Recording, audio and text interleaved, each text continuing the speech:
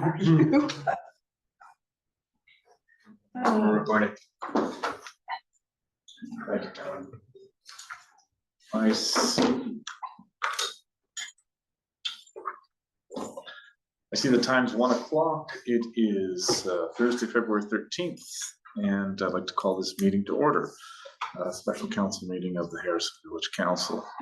This meeting, I'd like to acknowledge this meeting occurs on the traditional territory of the Stahelis. Introduction of late items. Are there any late items to introduce at this stage?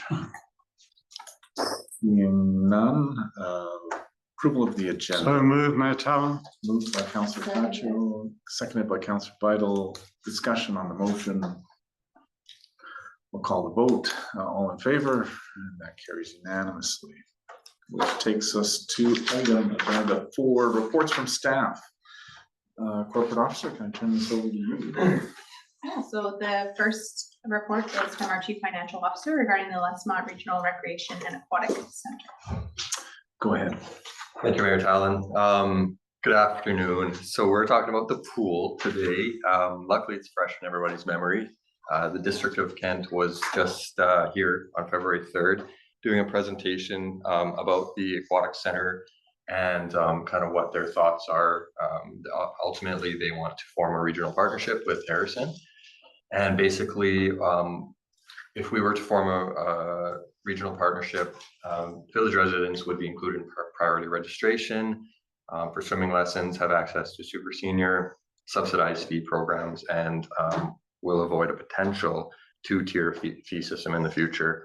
So basically, there's 2 aspects to what a regional partnership would look like. One would be the capital contribution. The District of Kent is looking for the village to contribute 1.85 million, not all at once. So over a 20-year period, that would equate to about $100 per average household here in the village. The other side of it is the operating contribution, and they don't know, nobody knows yet what it's going to actually take to operate that facility. But the numbers they've been using are about 500,000 a year, would be basically the shortfall after the revenue gets taken into account.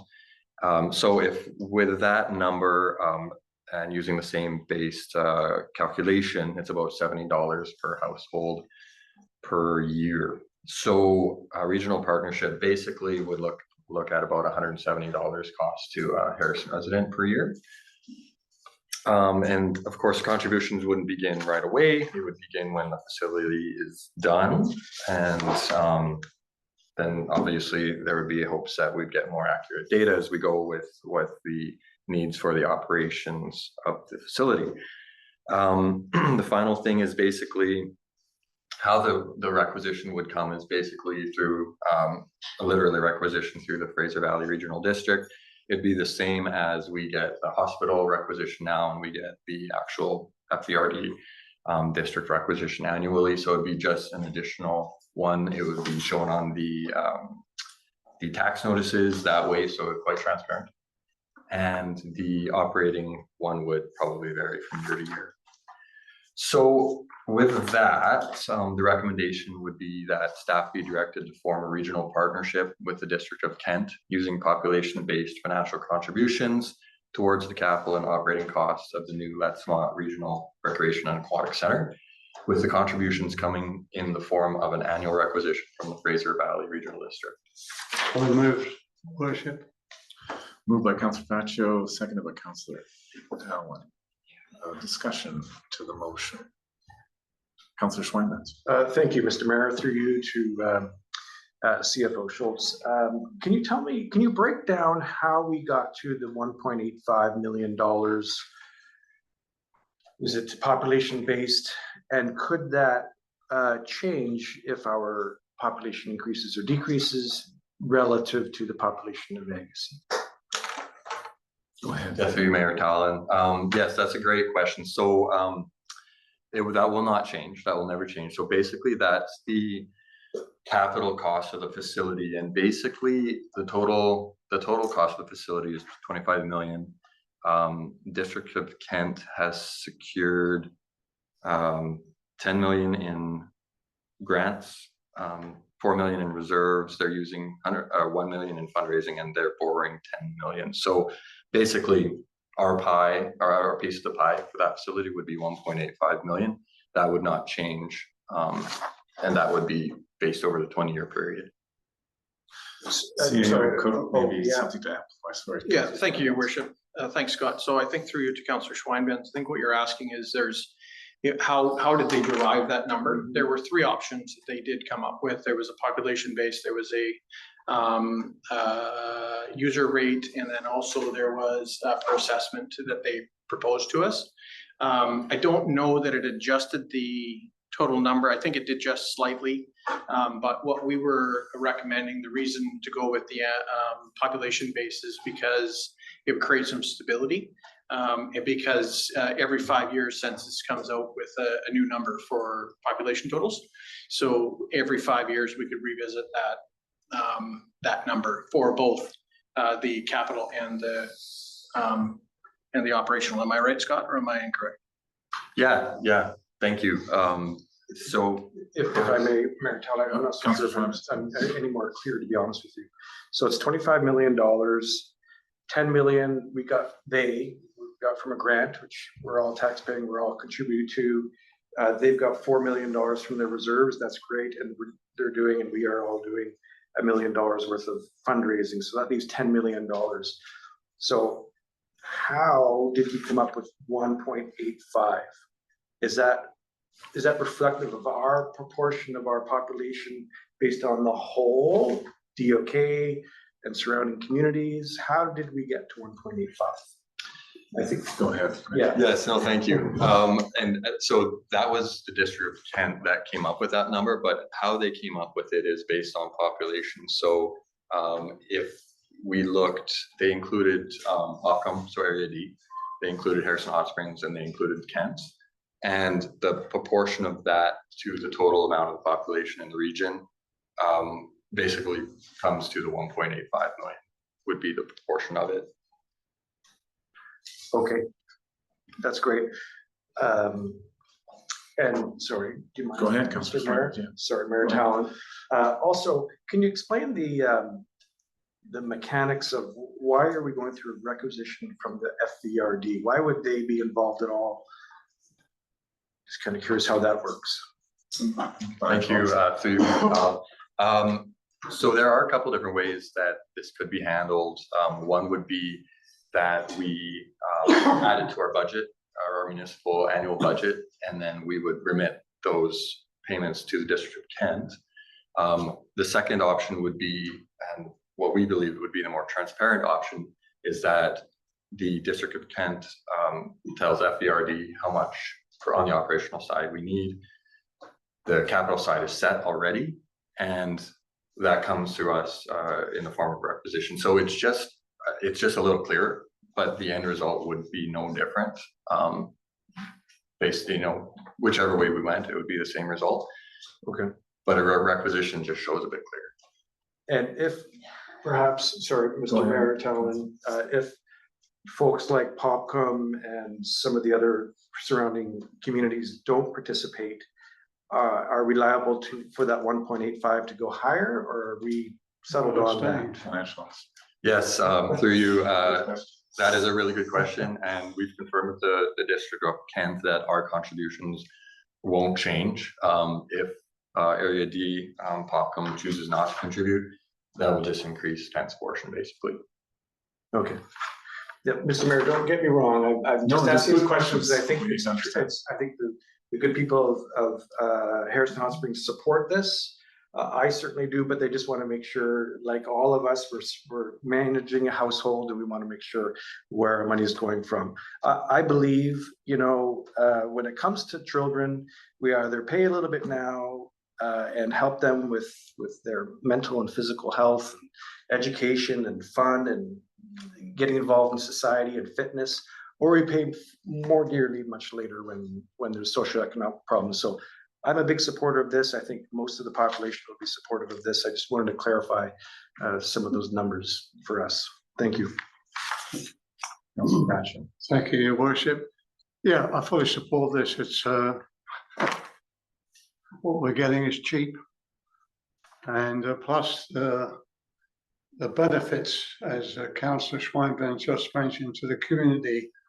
And it's not, you know, besides the children, it's all residents and seniors that will benefit from this.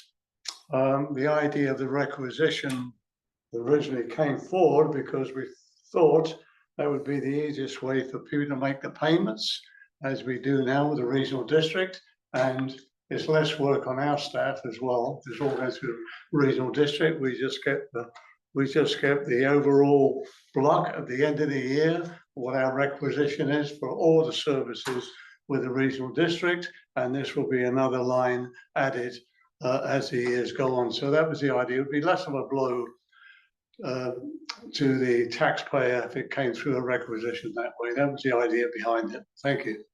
Thank you, Councillor Bradshaw. Councillor Vital. Thank you, Mayor Talon, through you to our CFO.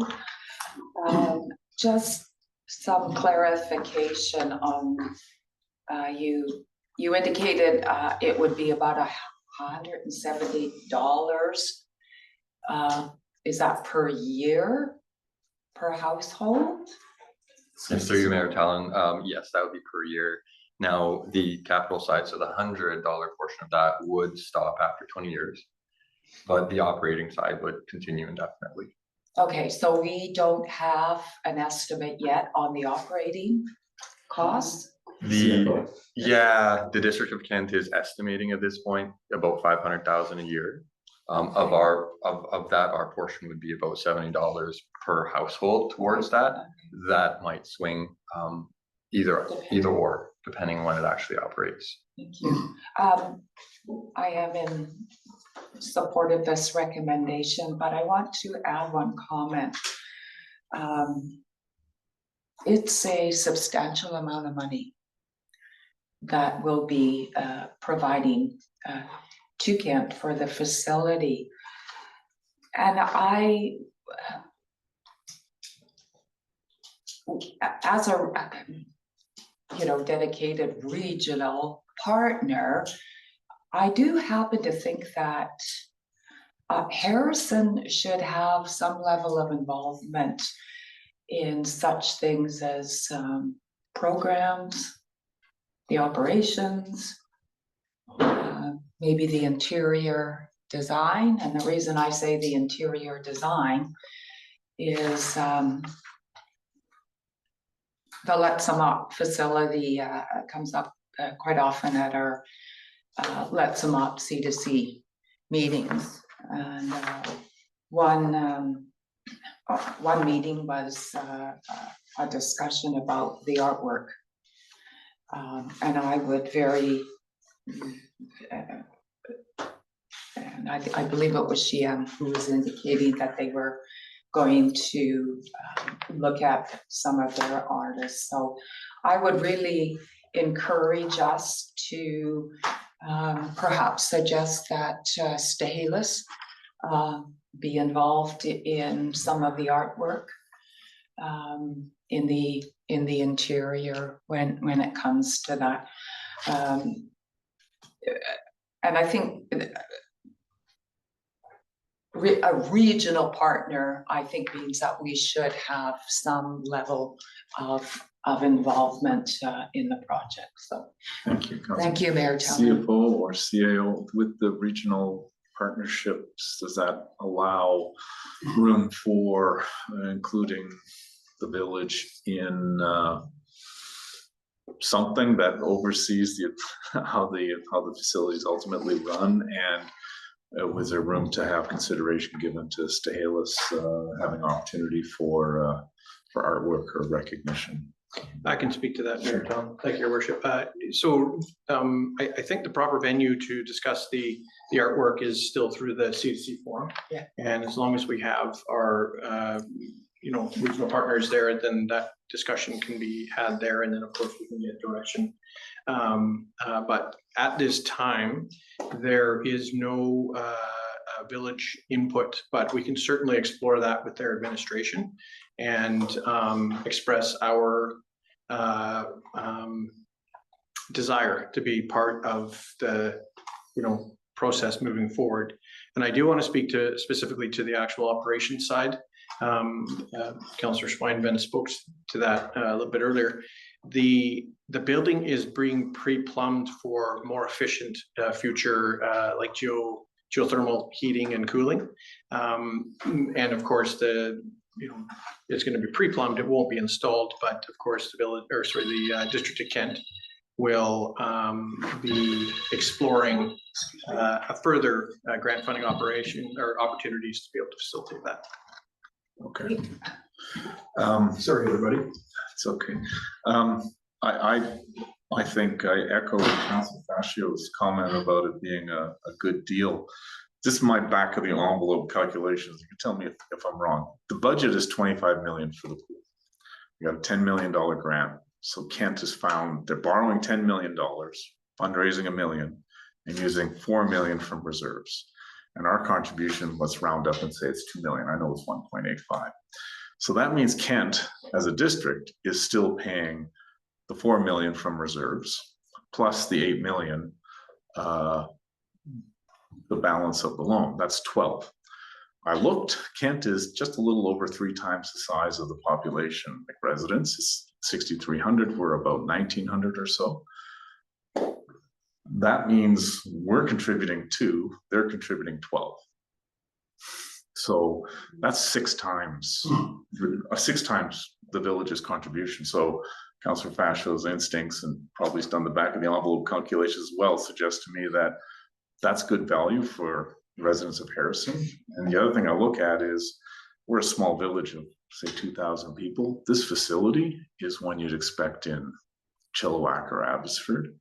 And to have access to a facility that would come with a community 50 times the size of Harrison Hot Springs, to me, and have that minutes away down the road and have our residents have access, again, I don't see a downside. I see this as extremely good value and a great opportunity.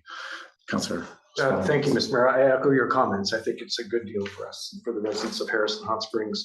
I will add to your comments about how much the District of Kent is paying.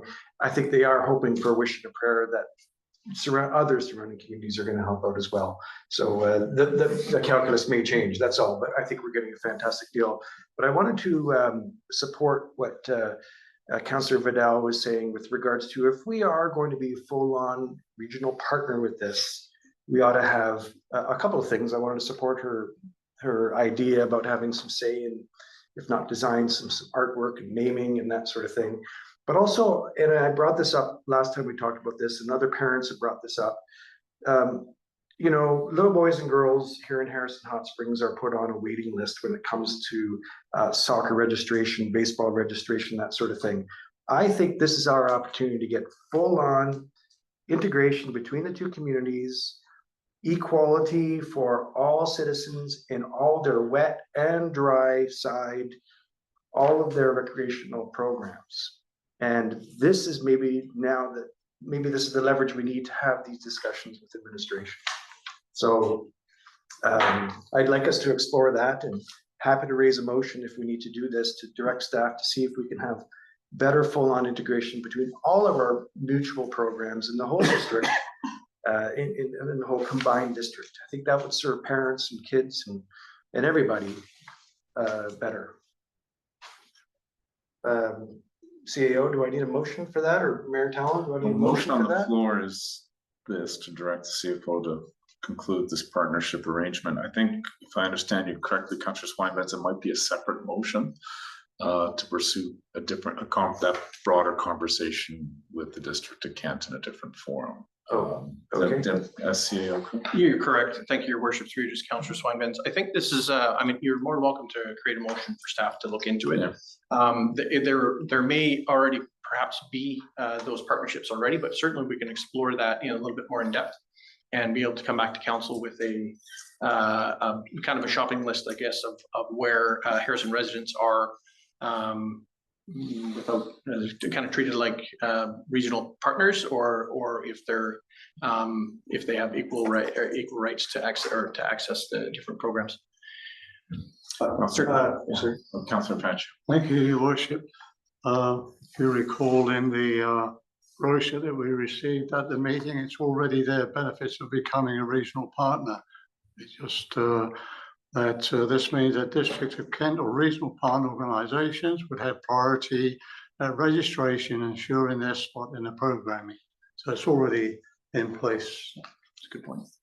I think Councillor Faccio, Councillor Schweinband, this is obviously for the Aquatic Center programming. I think Councillor Schweinband was referring to other recreational programming outside. Oh, the leisure center. Yeah, outside, or just, I don't know, football, soccer, but what have you. So yes, that's obviously in there. That's clear. I think that was a broader conversation. sorry. Councillor Schweinband was referring to. Councillor Schweinband. Thank you, Mr. Mayor. So I don't want to lose sight of that. Again, and so I will put down forward a motion to, well, I guess we should vote on this first, but, okay, we'll vote on this first. But that's right, I was looking for full integration of all programs between the two communities. Any other discussion on the motion at hand? Councillor Jackson? Thank you, Worship. I look at this as a pay me now or pay me later. If our government had done the military spending over 2%, we wouldn't be in this problem we're in today with that kook in the south. But another thing about this, you have to remember now, I coached baseball for 15 years, finding volunteers. So I love the idea, but people are gonna have to prepare it's all volunteers that run the sports. The soccer, the baseball, everything is mom and dad's, and it's a big commitment. And so that'll become your biggest issue. And limited registration isn't because they don't want the kids. They don't have the people to go out there and do the fields and mark the fields and put the bases down and all that sort of thing. So I think we just have to keep that in mind. Thank you. Thank you, Councillor Jackson. Any other discussion on the motion at hand, which was to direct the CFO to develop this regional partnership? Is that correct? Arrangement? Correct. No further discussion. I'll call the vote on the motion. All in favor? And that carries unanimously. Thank you. Councillor Schweinband has a motion to, let me see if I can paraphrase or summarize. Councillor Schwein, you can let me know if I get it right. For the corporate officer, a motion to direct staff to look into broader partnerships and integration of Harrison residents into District of Kent recreational programming, and return to council with what they find and opportunities on the broader. Does that capture it? Councillor Thank you, Schweinband's Mr. motion? Mayor. It does. Like I said, you know, we've got about 90 kids under the age of 16 in Harrison Hot Springs. I want them all to have an opportunity to not be on a wait list when it comes to soccer, football, baseball, whatever sport they may want to do. There should be equality between both communities' children. Motion on the floor. Is there a seconder to the motion? I'll second it. Seconded by Discussion. Councillor Faccio. Discussion. So Councillor Vital. Thank you, Mayor Tallon. I do support the motion on the table. However, I think it's important we keep in mind that it's not only integration of recreational. We have an incredible Girl Guides group that involves young girls here in Harrison. So I would like to do some part of a friendly amendment to not have it restricted to recreational, to perhaps any other groups, recreation and groups. Youth groups, is that what you're referring to? Or youth groups, or, Okay. yeah, there's also community services has a lot of youth groups and youth activities. So I think I do support, but I want to make sure that little bit of a friendly amendment to make sure that we can broaden it to include all youth. Thank you. A motion to amend by adding youth groups, broader community groups, youth groups. May I suggest community program, just as a general, Thank you. Amend to community-based program? Thank you. Seconder to the motion to amend the Yes, that's motion. one. Councillor Faccio seconds the motion to amend. Any discussion on the amending the motion? Councillor Faccio. Yes, thank you. Great comments, and I agree with both their comments, but as Councillor Jackson just mentioned, the biggest part of all these organisations is volunteers, and there's no guarantee that they can only take 100 kids, 200 may be left out. So you cannot guarantee that your child is going to be on. I ran the outdoor soccer program here for several years, had 70 kids involved, and I ran it through myself, through a village. Kids were never charged a cent. We purchased, or I got shirts and balls all donated, and I asked for volunteers. Well, 20 parents came to the meeting. When it came to going to Stahelis for the tournaments or going to other places to play the games, who was left? Leo Fascia and one parent. And this is just the way things are. I take the kids on, volunteered my time as a bus driver to take them to the pool in Hope with 35 children. One parent was there, said, Leo, I better come with you because you need help. I said, I do. So you have to be realistic when I'm saying, yeah, put it all out there, but there's no guarantee that your child or youth is going to get on those teams. It's just I mean, Agassiz moved from here. They amalgamated with our lot into Agassiz and became 400. Great league, soccer league for the spring. Wonderful. And I think we still donate to the fund. We used to donate to the baseball for the kids as well here on our funding. I don't know if we still do or not to keep that going. But there's no guarantee because we're donating that my kids or grandchildren are going to be playing. It's just a matter of the numbers. It just gets, everybody wants their kids to get involved in sports, which is fantastic. And I'm all for that, 100%. But it's just, yeah, well, the recommendation is fine, programming like the CEO says, but guarantees, I wouldn't put it out there that your child will be guaranteed a spot. No, yeah. Thank you. Point taken. I think the motion as amended would be just to have staff look into the community program and integration. Yeah. Any other discussion on the amendment to the motion? Call the question. Call the question to that. All in favor of the amendment to the motion, which leaves us with now an amended motion. Any final discussion on the amended motion? Can we have that again, please? Could we have Mr. that Mayor. motion as amended, just clarified, confirmed, please? Sure.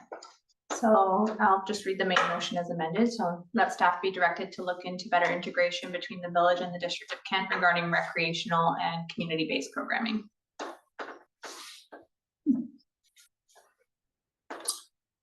I'll call the vote. All in favor of that? And that carries unanimously as well.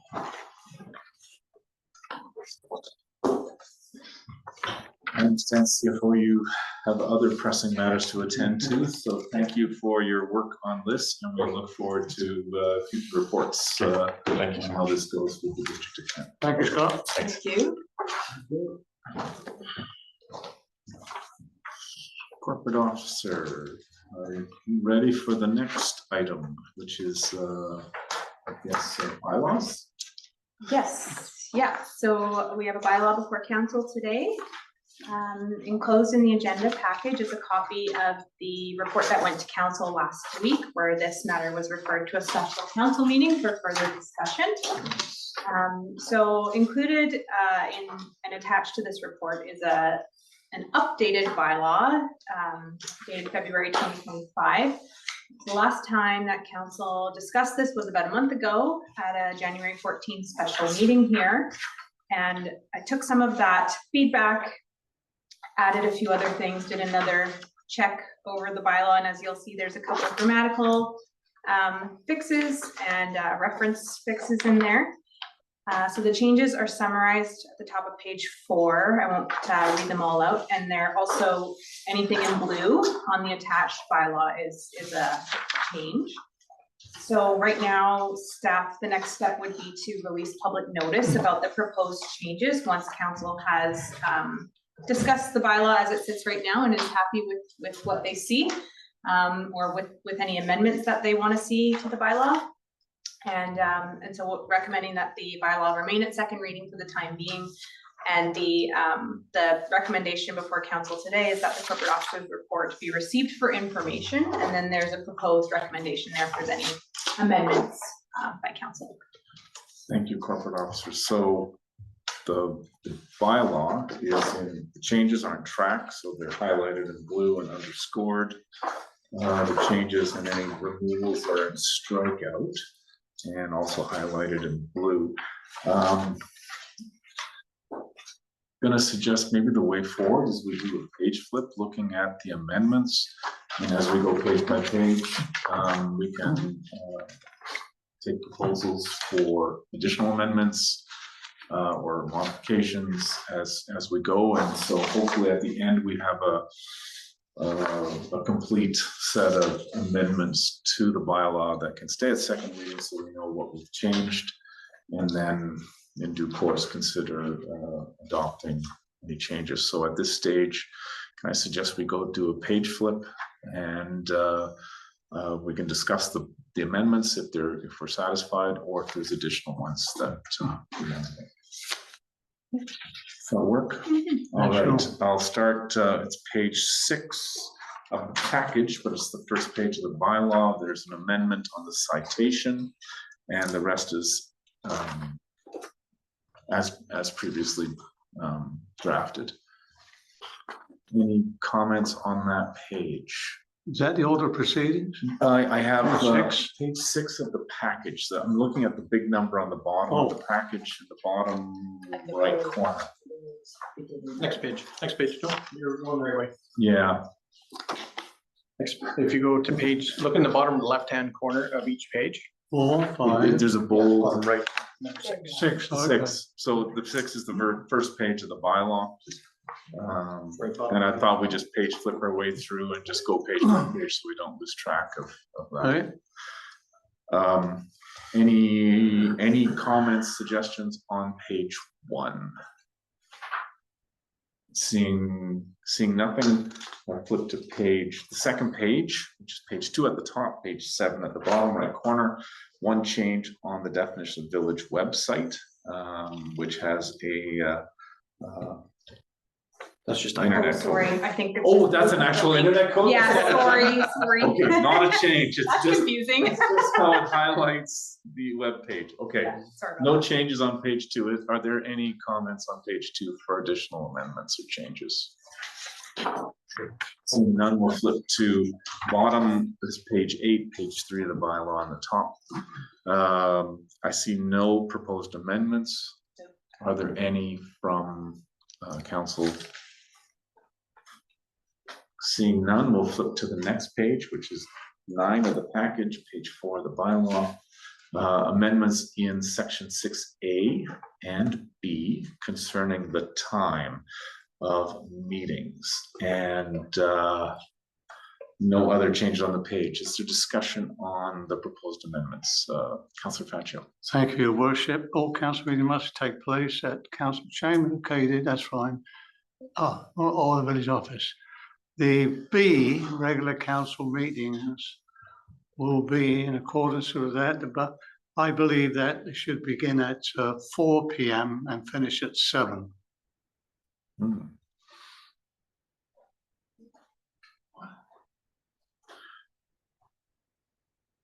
We had this conversation, I think we started this conversation, didn't have it. We started the conversation on meeting times at a committee of the whole meeting. Because we've actually gone from 3 hours to 4 hours if we finish at 9 p.m. on the original. Yeah. Yeah. That 4 hours is a long meeting. I'd like a 5:30 start. And I like the change to make it earlier from 7. I've noticed that for myself, speaking just for myself, meetings, regular council meetings after 8:30, I'm starting to get tired, and it's been a long day, and having the meeting start earlier and end a little bit earlier, I think just be a little bit fresher myself, and would prefer to start earlier. I like a 5:30 start time because it allows people who are working to attend in person if they so choose. I'm very aware that they're recorded and also put up on YouTube, so people that want to see it have that opportunity. But people want to attend in person and speak to things. I think 5:30 allows that, and I'm not sure a 4:00 start would allow the same kind of access to a council meeting for members of the public. Councillor Schweinbenz. Thank you, Mayor Talon. I've looked at this 5:30 change. I've noted that Kent has recently changed theirs to 6:00, and other communities like Chilliwack and Abbotsford do theirs in the afternoon as well.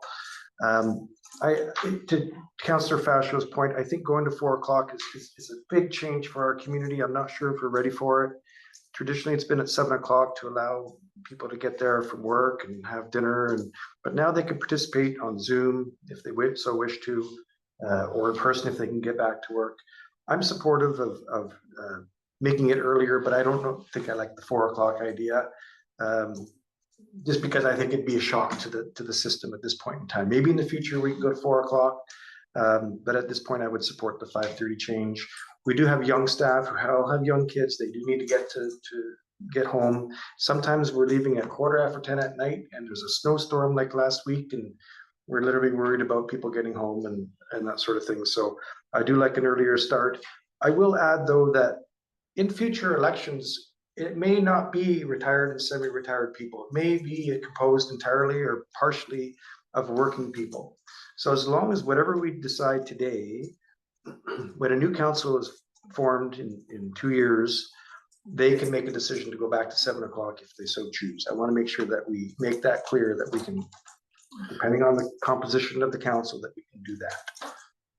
To that last point, Councillor Schweinbenz, I am almost 100% certain, and I'll look to staff to confirm, there is nothing this council can do to bind to subsequent council.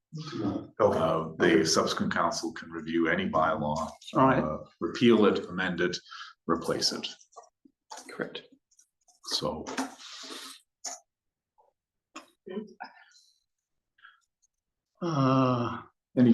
Any other discussion? So could we make it like 5 till 5, 6, 7, 8, you finished at 8? I mean, with all due respects, we appear to going back to what it always used to be, unless it's a public hearing, to two or three people attending the council meetings. We had extraordinary times after the pandemic, but that's all seems to have gone. So other municipalities, even the regional districts, is looking at changing their time. We did change it till 6:00, but even they're talking now, changing it to. Mr. Allen, please leave that door open. It's distracting. Please leave the door open. This is an open meeting. Thank you. Well, that door's open. That's the public door. Please leave it open. Thank you. I believe with the electronic uses that have now, and also we do put record the video, is it, after every meeting, so everybody can look at that video the same later in the evening or the next day. Whenever it goes up, will have to be the next day, I assume. So I have no qualms at all. Okay, I'll go with your worship, but I think it should be 5 p.m. till 8 p.m. Councillor Vital, you had a comment, I believe. Thank you, Mayor Talon. Just through you to our CAO. What is the attendance like by people attending via Zoom? Is there a substantial or just a rough? And I think a lot of it is for convenience. Yeah, do we? Go ahead. Thank you, Your Worship, through you to Councillor Vital. We've seen a significant drop off from what we've had previously. I'll turn to Tyler, our corporate clerk, to confirm numbers, but I think we're hovering around between 5 and 10 per meeting. Yeah, lately it's been 5 or 10. This time last year it was more like 20, but lately, in the last couple of months especially, it's been between 8 and 15, I would say. Great, thank you. Thank you. Thank you.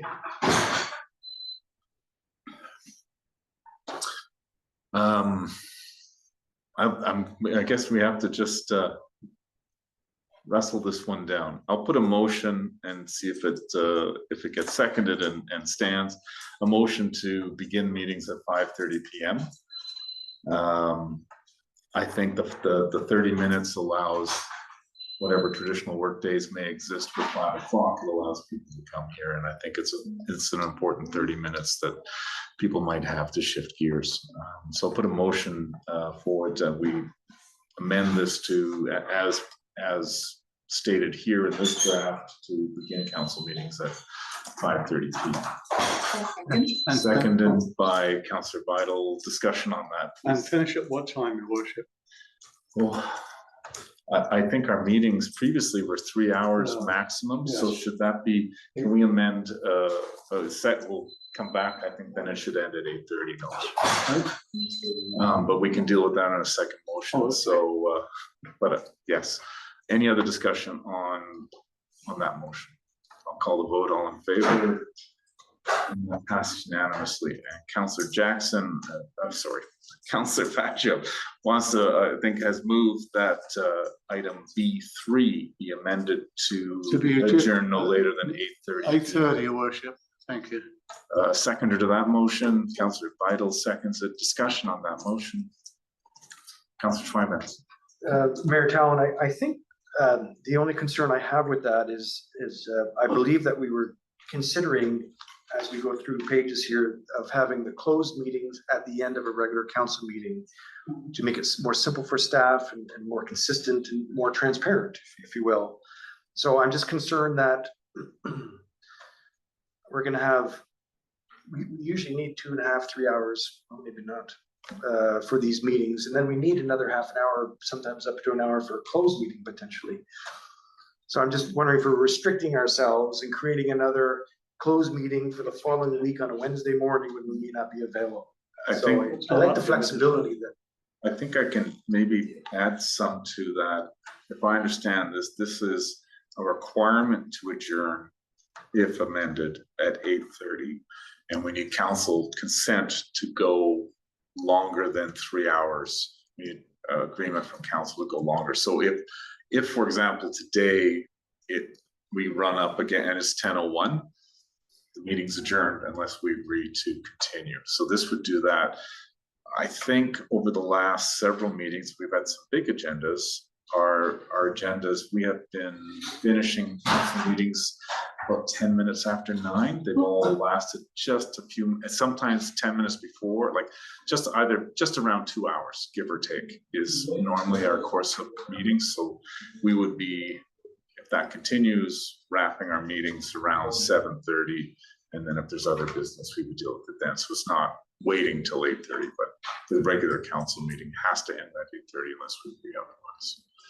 Does that give some clarification, Councillor Faggio? Yeah, just a quick word on that, Your Worship. I was speaking with the Mayor of Hope this morning, and just in regards to the council meetings, and their meetings are normally about 45 minutes. And they do what our corporate officer asks us to do when we're presented with the minutes.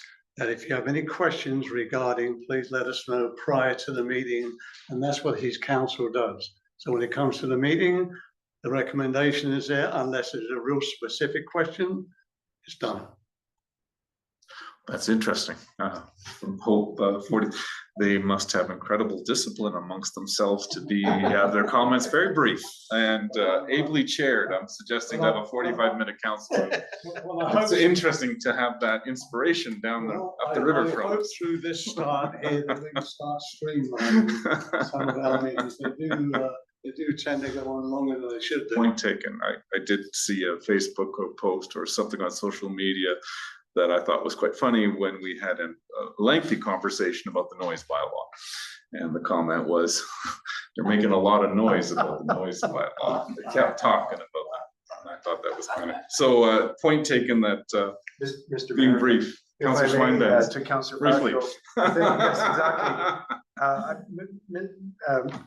Councillor Fascio, I just, if I could reply, I think you have five members who are passionate and diverse in their opinions, and this is gonna raise time to hash out these debates, and I think that's a good thing. Depends on the individual council. Any other discussion on the motion to amend point 3 to 8:30 PM from 9 PM? Seeing none, I'll call the vote on that motion. All in favor? And that carries. Opposed? Councillor Schweinbenz opposed. The motion carries. We adjourn at 8:30. As we'll have the amended at 8:30. The next page, bottom right is 10, top is 5. There are no changes that I see on this page. Councillor Maybe Vital. we go back to page 11, please. Sure. Looking back. 7D. 7D, yes, go ahead. Yeah. Any member attending electronically must use the electronic platform specified for the village in order to attend and participate, and is responsible for their own connection costs. Through you to our corporate officer, I'm just wondering what the consideration or justification would be for council members to pay for their own connection costs. I know that in the past, I have been on vacation, say on the island, and come in remotely, so Sure. I could tab at an answer, but corporate officer, if you want to weigh in. Sure. Happy. Thank you. Through you to Councillor Vital. So that's included in our current procedure bylaw that is members attending through electronic means are responsible for their own connection costs, and it would be the internet basically. I believe Zoom is free for members of council attending electronically. You just we make you a panelist in our Zoom, but it would just be the internet costs. okay. Councillor Thatcher. Thank you, Your Worship. Two things. What about in the case of, through you to our staff, the case of telephone connection? Is that paid by the council or is that through the village? CAO or corporate officer help me out here on the telephone. Sure. If that's even an option. Thank you. We haven't had telephone in my time that I've been here in terms of having telephone conference calls. But it would still be a form of virtual participation and the connection cost would still be applicable there. So if you have a phone plan or if you're out of the country and you have fees associated to that, those would be the costs of the member attending virtually. Councillor Thatcher. Yeah, thank you. The other question is that, where are we here? D, members present terms that the connection quality of a member is inadequate to allow that member to participate. They may deem that member to be no longer in attendance. Well, I don't agree with that because I had this problem some time ago, and I did call the CAO and ask him, could I participate because I was having trouble with the internet connection? Could I participate by telephone, which is in our existing bylaw? And unfortunately, the mayor overruled it, and I was no longer allowed to participate in the meeting. So I think that a member, if he has the alternative of trying to get hold of you by telephone, he should be able to participate. Mayor Talon? Mayor, I'm just reading both of these again, Councilor Patrick, for looking at that scenario.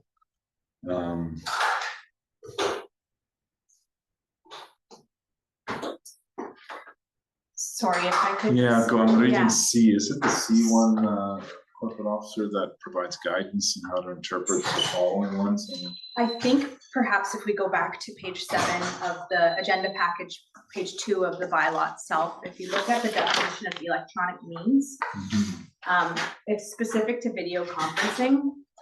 Perhaps expanding that definition to incorporate telephone would just simplify that matter so that this whole section applies to also attending by phone. Mayor Talon, I would agree with that. I think Zoom can be unreliable. Yeah, And coming from a landline or a cell phone, even if it's for a couple of hours to participate, I think would be far easier so that you're heard at least and can hear. well, I can disagree with that, and electronic means is pretty limiting to just video conferencing here. Can I propose an amendment? I'll propose an amendment to amend the definition of electronic means on page 2 of the bylaw 7 of the package. Electronic means through the use of teleconferencing or, and then continue on. And just add the words teleconferencing or. Is there a seconder to that motion? Seconded by Councilor Fascio. Discussion to that motion. Call the vote on that motion. All in favor, and that carries unanimously. Thank you.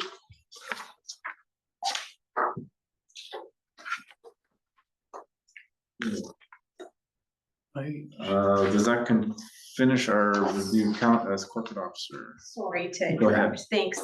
There was some discussion at the last committee of the whole meeting where this was discussed about allowing electronic means during closed Yes. meetings. Yeah. So that would need an amendment to section 7B, Hang on, what page is it? page 9 of the agenda package 4 of the bylaw.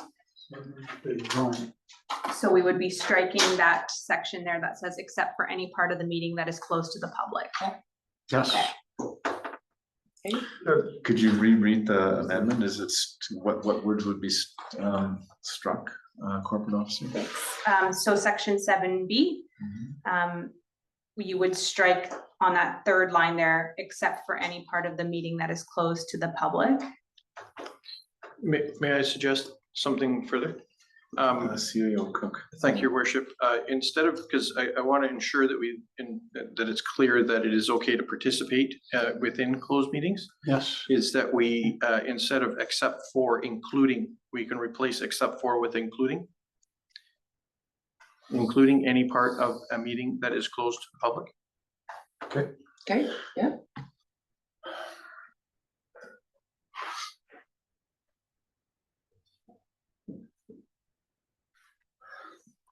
I'm just reading the list of types of meetings we have present at any council. And I guess,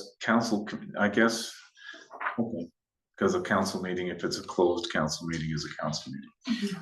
And That- council can and that resolve any includes- to go into closed. Well, CEO Cook, what was your proposed amendment? So my proposed amendment would be to strike except for and replace it with including. Including. I will move that if someone wants to second that motion. Seconded by Councillor Swineman's. Discussion to that motion. Call the vote on it, all in favor, and that carries unanimously. Thank you. Thank you for that clarification. Any other comments, suggestions, discussion on page 9 of the package 4 of the bylaw? We'll move to page 5 of the bylaw, page 10 of the package. No contemplated amendments here. Discussion, Councillor Swineman. Thank you, Mayor Talon. In section 9, for special meetings, in regular council meetings, we're giving the public 72, 96 hours notice. And I'm wondering about this 24 hours notice business, and I wonder if we can improve on that. I know there's extenuating circumstances, we might have to meet for an emergent issues, but can we extend that 24 hours to 48 to give public an opportunity to comment or participate in some way? CEO Cook, is there something? that would Thank you, Your inform Worship. this? Through you to Councillor Schweinbeds. I do believe it is covered under section 127.4 of the community charter. It speaks to giving at least 24 hours notice to the public. Correct. So it's covered It's covered. in the community charter. Thank you, Mayor Talon, ahead, through you to Councillor the Schweinbeds, CEO. I understand that. I'm wondering if we can do better and provide a minimum of 48 hours notice to allow people to have comment. You know, even today's, as an example, today, people might have had comment or wanted to participate, and we're only given a day's notice. I wonder if we can do better. CEO Cook, are there circumstances, urgent circumstances where a longer notice period may not be in the interest of the village? I can't think of scenarios today, but I defer to others with experience. Well, thank you, Your Worship. Through you to council, other considerations would be if it was there was in the charter, it spoke to either 3 or 10 days, or it would speak to like a public notice or something like that, referring regarding I don't know, there's a matter of fact, regarding this bylaw, it just speaks to giving notice to the public. It doesn't give a timeline. Other sections of the charter speaking to development related information, they give a certain period of time or significant changes to the OCP or these different things. That's all laid out in the charter.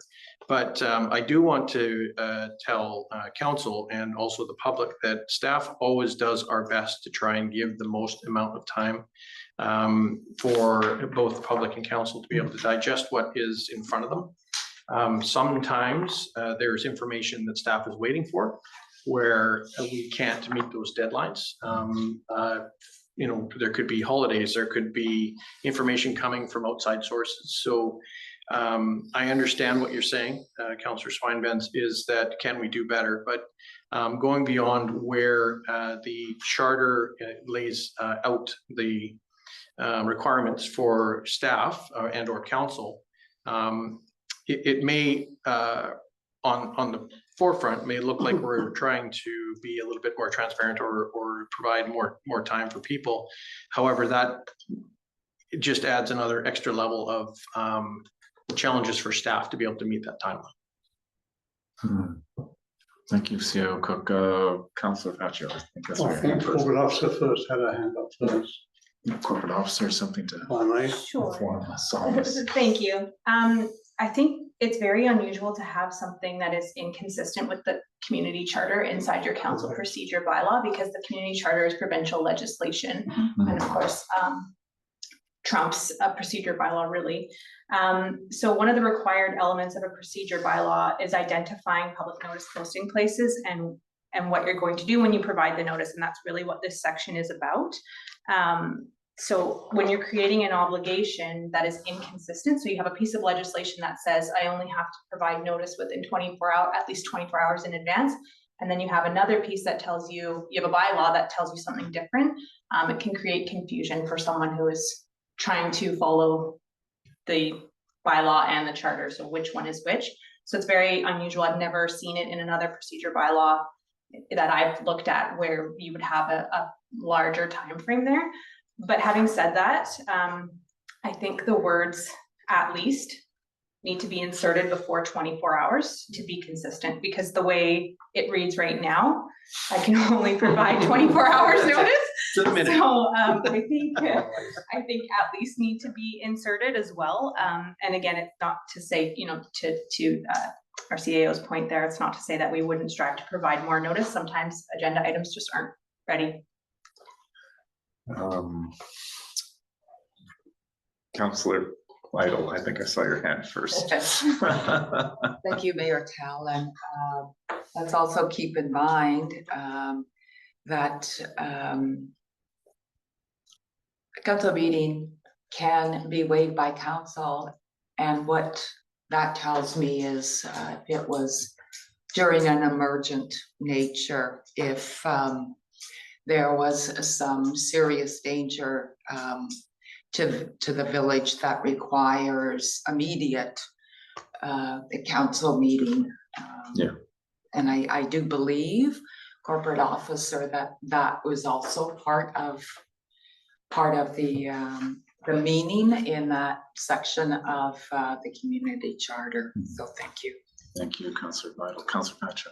Thank you, Worship. Just to carry on with Councillor Vital's comments there.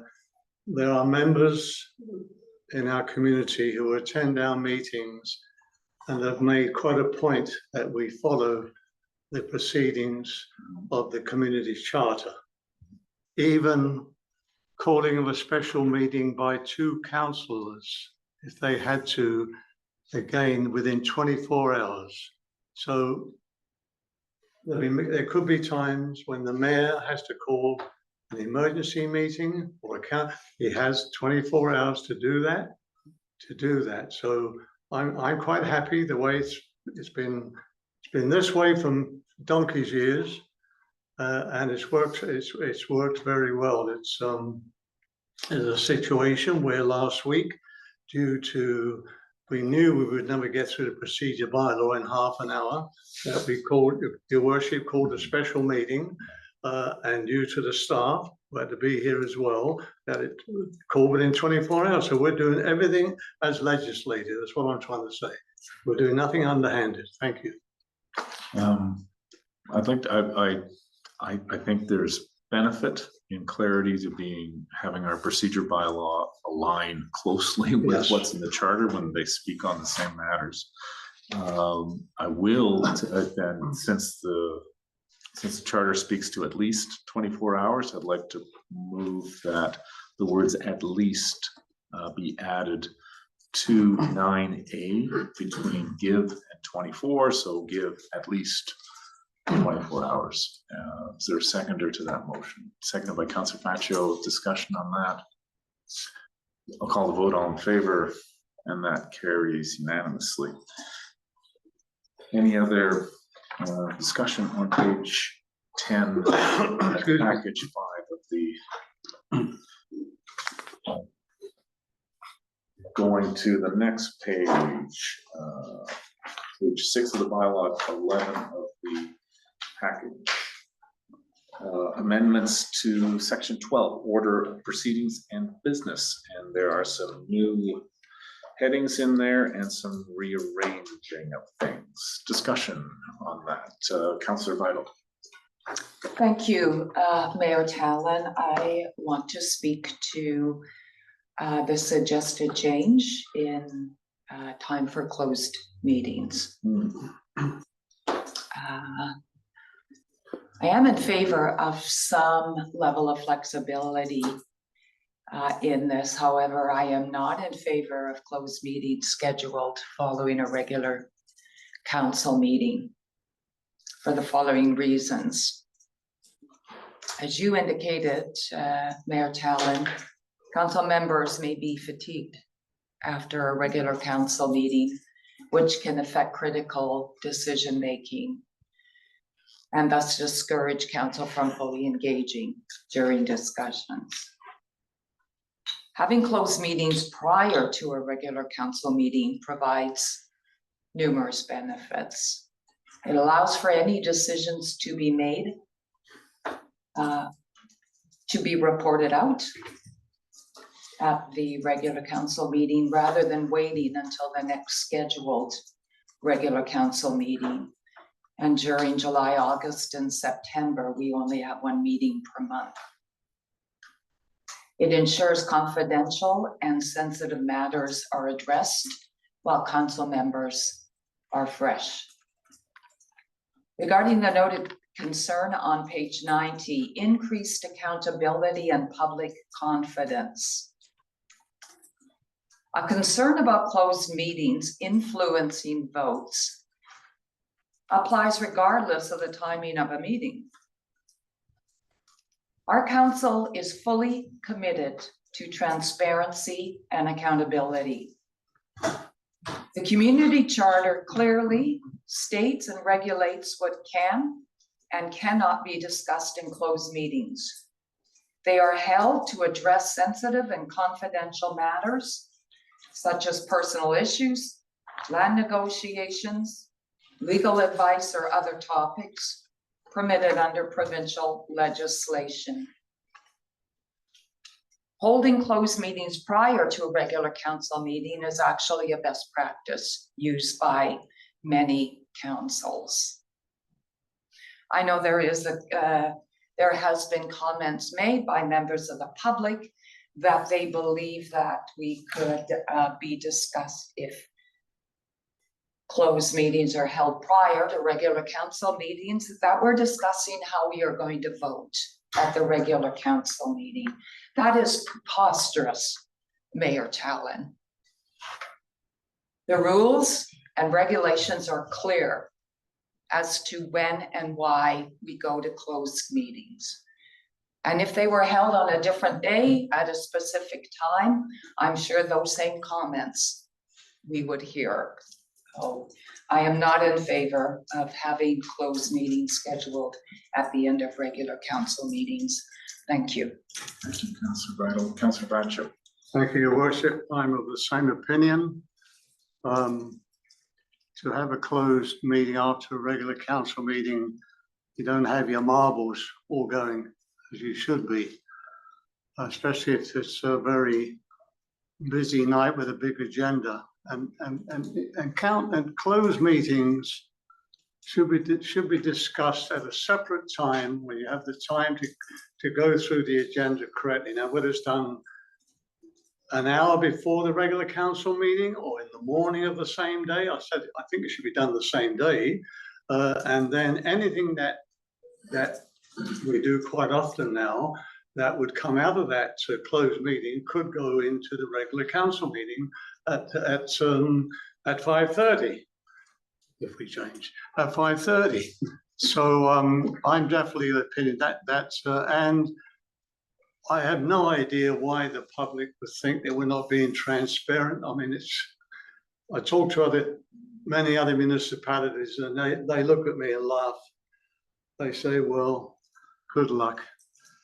So as far as I'm concerned, I am of the same opinion. This should be either prior to the regular council meeting or earlier in the day of the regular council meeting. Thank you. Thank you, Councillor. And is that just on that one, or do we carry on that? Just a question for staff, CEO, or corporate officer. Our current practice for closed meeting in camera is there's a calling of a special meeting beforehand, and the special meeting then resolves or move a motion to go into a close, and that would continue if we delete this standing agenda item. Is that correct, corporate officer? Yeah, thank you. Alternatively, council could adopt a regular closed meeting schedule annually, maybe once per month instead of having it bi-weekly. I don't think that's quite necessary. This council hasn't had a closed meeting this year to date, so monthly closed meetings. I think one of the other goals of having closed meetings incorporated into the regular order of business is to provide some consistency so that staff are aware of deadlines for agendas for closed meetings. We know if we have a closed meeting matter, when we can expect to have it addressed by, because there are sometimes time-sensitive issues that need to be addressed. You know, whether we need to ask to have a special called or whether there will be a regular one. So what you could do in this is that staff be directed to remove closed sessions from the order of proceedings of business and come back with amendments for a regular closed meeting schedule. And then if there are no closed meeting items, those could be, the meetings could be canceled. Mm-hmm. So just another option. Current practice is ad hoc, call a special meeting motion to go to in camera.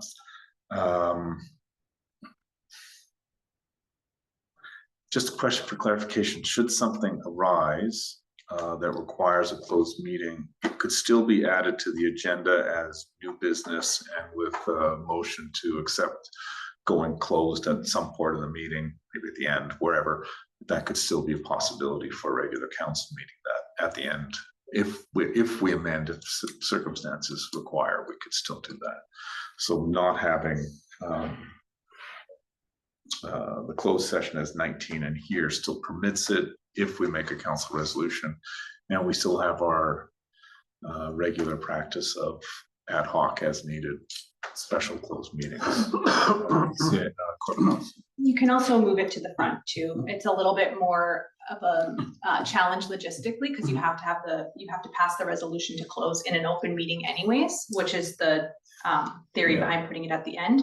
You could have it at the start. Other places do that too. It's just not as common. Yeah, Councillor Swinburne. Oh, Thank can you. I finish with, Oh, I'm sorry, Councillor Freshworth. if I may, thank you. Just two more here. Number Mhm. 6, declaration of conflict of interest. Mhm. I definitely do not agree with that being as part of the agenda item. I think it's the responsibility of a councillor or the mayor or all councillors that you think you're in a conflict of interest, you declare that unless you have a legal opinion, and you can declare that as well. So I don't think we need to be told at every council meeting is it is part of the agenda. So I'm definitely against that number 6. And the next one, question period. Oh, sorry. What was the other one? That was where was the other one regarding the question period? Number 7, Number 7, it's That's not- moved move to number 7. to early in the agenda. Yeah, is it on this? Yeah, right there. Number 7. Renumbered 7. Up a little bit. Oh, yeah, I'm also against that as well. Again, I spoke with 4 communities this morning regarding their questions from the public. They all have them pertaining to the agenda at the end of council meetings. Myself personally, I do not want to be influenced by comments from the public before I move or make a motion on an agenda item. So I'm definitely against that being included. Yes, leave it on, but at the end of the meeting, as it is already, questions from the public. That's that's the total of the closed session, conflict of interest, and questions from the public to be left at the end of the meeting as we have now. Thank you, Councillor Pacho. Maybe several things there. Maybe we can deal with the first one you raised, which was agenda item 19, closed session. If I understand correctly, it's a motion to strike that from the order of proceedings of business. Is that correct? If I move that, would it be a seconder to 19, to remove 19? I'll second. Seconded by Councillor Vital. Discussion on that motion, Councillor Vital. Thank you, Mayor Tell, and I support the motion.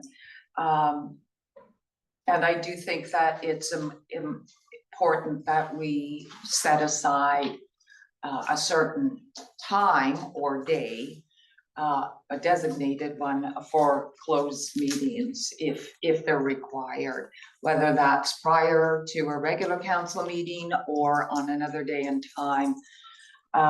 We all get busy with our committee appointments and other, obligations where we represent the village. So I think that that's important if we can refer that back to staff for them to come up with some options for council to take a look at.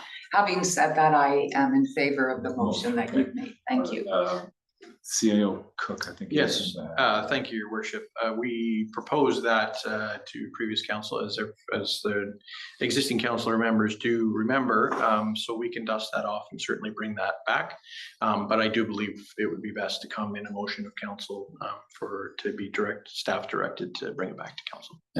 Would you like to So let's Deal with this. vote on your let's motion? get the motion to take that out, and then we'll follow up with that idea. Councillor Schweinbenz, and I know Councillor Jackson had a comment as well.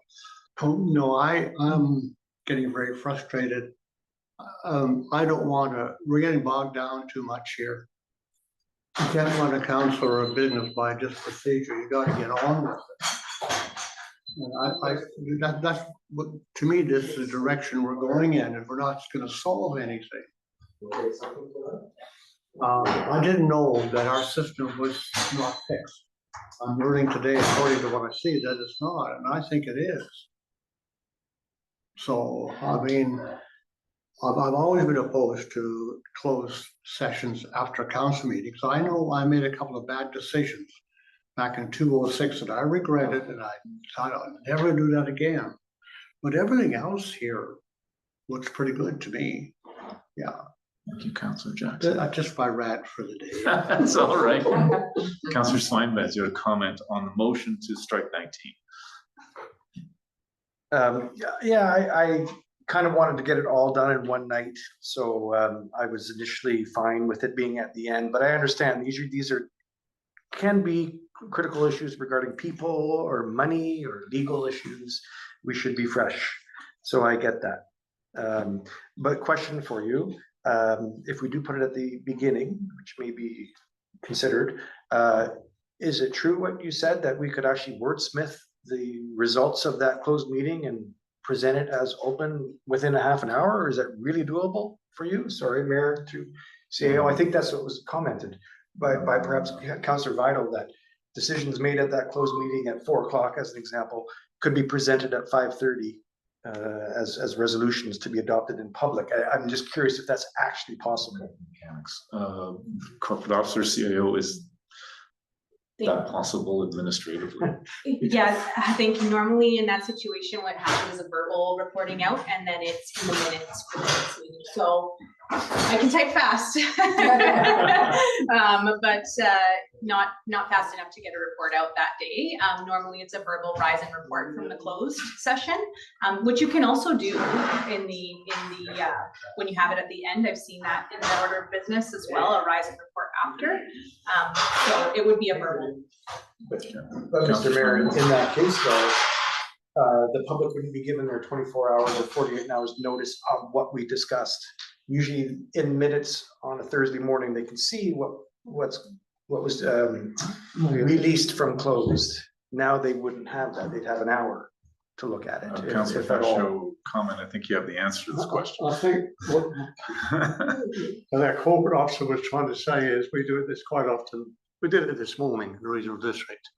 You rise and report, and you can give that verbally, and then the actual recommendation and the will be coming at the following meeting, where all it's there for the public to read. You're just rising and reporting at the same meeting. You're not giving out all the specifications. That will be done by the corporate officer at the following meeting as a report on the closed meeting of February the 7th, whatever. Am I correct? Corporate officer.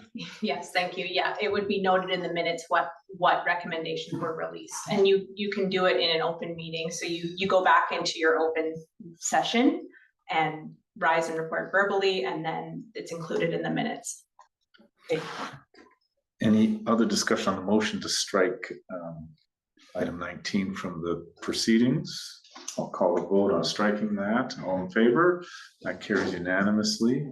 And Councillor Vital, I think we need a motion to, what was the motion? To direct staff to return with a, I'm looking for words, corporate officer, a schedule Some for options. for scheduling. For closed designated day and time for Yeah, closed meeting. corporate, can you make sense of what we're trying to say with a motion for us to consider?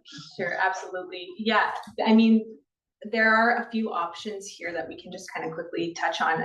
Even if we blocked out some time and then we just called a special every time we have to have it, it's the same as what we're doing now, except that we don't have any time set aside that we know council is routinely available for a special closed meeting. So that might just be a simple way of dealing with it. Alternatively, for your motion, it could be that staff be directed to return back to council, incorporating some regular closed meeting provisions.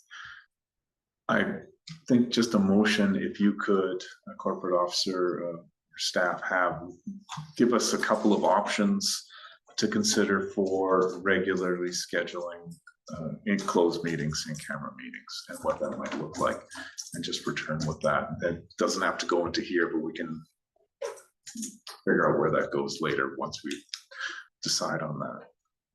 So a motion to direct staff to return with some options regarding regularly scheduling closed meetings.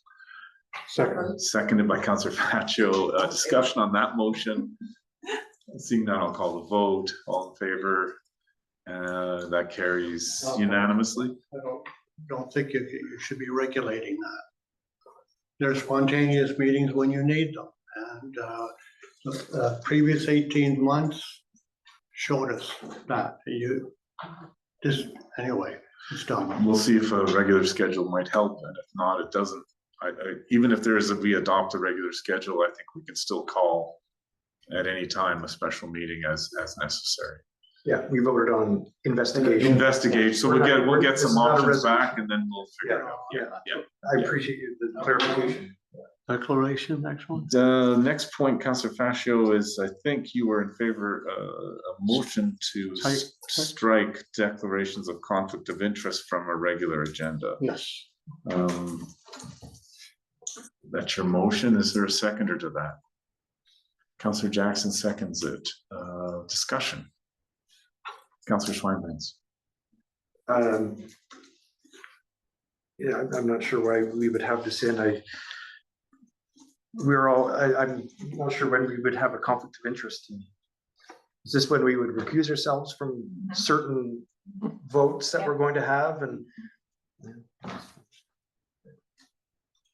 I've seen it as a very standard practice in a lot of public forums that once the agenda is approved, there is a quick ask by the chair if there are any conflicts, and usually it's none, and it takes seconds and you move on. If there is one, it does that. What I like about having a standing agenda item, I think it does two things. I think it compels me when I read it that once we've adopted the agenda, I satisfied myself I'm not in a conflict, or if I am, that I've not forgotten to say it. So it's a gentle reminder, and I think it gives the public a sense of transparency that council, when looking, once the agenda is approved, that they are unconflicted from considering whatever's on the agenda before council that night. Councillor Vital. Thank you, Mayor Tal, and just a little bit of clarification. I know I have no problem with adding it to the agenda, but to the corporate officer, what is the intent? So if a council member, say on a specific agenda item, after it's been approved, says to the chair, I'm declaring a conflict of interest on agenda item blah, blah, for this reason, and I will be recusing myself. Is that? Yep. Okay. That's what I understand. And that's how yeah. And then I think there's a section here that speaks to if there is a conflict, that person with the conflict, that counselor with the conflict, removes themselves from the room for the duration of consideration of that item. That item. Yeah, I'm fine with that. And one thing that by declaring it at the beginning is you're not interrupting the flow of the agenda. In the past, I have had 2 or 3 times I've had to declare conflict and needing to interrupt the chair before we move on to that agenda item. So I think that this makes it more clear. So I'm okay with it. And to Councillor Fascio's point, I think it's just a declaration. I don't think at any time here I would expect as chair, if a councillor declared a conflict, to have a legal opinion or other things. It would just be a declaration made and accepted if there is a conflict. And I leave it to the councillor who declares a conflict whether they want to describe what the nature of the conflict is. I believe, Mayor Talon, that you are required to give some indication of why you're declaring it. I believe that's in, Is that in the charter? What the Yeah. nature of the conflict is? Yeah, Yeah, yeah. and a legal opinion would be required if you've declared a conflict and then you say, never mind, I don't have one, you have to get a legal Okay. opinion before you To can. undo, Yeah. it, to say you're not conflicted. That's been All right. part. All right, I don't disagree with what you Sure. said, but I'm gonna be voting against this. Okay. Because I think, we're grown-up people, Mhm. we're responsible for what we do, and it's common in maybe from what meetings your worship has had before, but ones that I've been in, it's up to the individual to declare whether they are or not, or if they have a legal, after they've received it, of course, to declare it. So, but anyway, that's Thank you. Yeah, this is an individual. choice. It's choice to declare it if you have a conflict. Councillor Jackson, I think I saw your Thank hand you, first. Worship. Even the courts have not determined what a conflict of interest is. If you take a look at our senior politicians, most of them are in conflict one way or the other. So it's very, very difficult to determine what is a conflict of interest regardless of what it is. So personally, we're all adults. We all got elected. I don't really think we need this in here. Thank you. Thank you, Councillor Jackson. Councillor Swinburne. Thank you, Mr. Mayor Talon. I would be in favor of keeping this here. It shows transparency and due diligence. I think if we're personally worried that we have a conflict of interest, there probably is a conflict of interest. And these things should be researched in the days prior to the meeting and then declared at the meeting. So I'm in favor of keeping it in there. Any other discussion on the motion to strike out item 6, declaration of conflict of interest? Seeing none. All in favor of deleting item 6, the declaration of conflict of interest, to remove it from the agenda? 2 in favor, opposed? 3 opposed, so that motion fails. And the last one. Question period, Councillor Pacheco, you commented on. Yeah, should Its remain placement. at the end of the meeting as is in our regular meetings. All right, Councillor Swinburne. Thank you, Mr. Mayor. Since I've been a councillor, I have found that the question period at the end is redundant, kind of useless. The people are asked to speak on matters that we've already made a decision on, so it's too late in any case. I would respectfully disagree with my learned colleague, Councillor Fascio, and say that we should come to a meeting with a malleable mind and an open mind on some of these matters. And if people want to take a couple of minutes to make a point or have their opinion, then I think it's incumbent on us to listen to that and to make that part of our decision. Obviously, we do lots of research over the weekend on some of these matters, but I think it would be helpful to have these people have a couple of minutes. In the months that I've been around, 99% of the people have been constructive and polite. I'm not worried about anything going wrong during this question period. I just think it'd be far more useful for us as council to hear them at the beginning. Thank you, Councillor Swinburne. Councillor Pacheco. Thank you, Your Worship. I respect Councillor Schweinsberg's comments. He's entitled to that. But when you come to a council meeting, you come with an open mind. And the chair will present the agenda. If there's a recommendation, it's voted on and seconded. And then if there is discussion, there's discussion and then there's a vote. I don't think a member of the public should be telling you beforehand that, no, I don't disagree. I disagree with that dog park next to my house. And that puts a question mark in the councillor's mind right away. So your open mind is going out the window. Actually, question period is a privilege. It was added many, many moons ago. It's actually a privilege to have question period.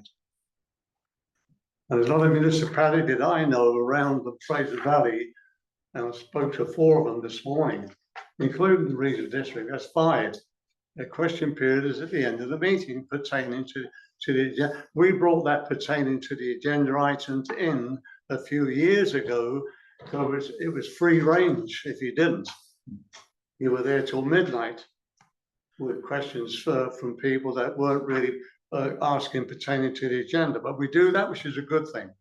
So that's, and that's controlled by the mayor.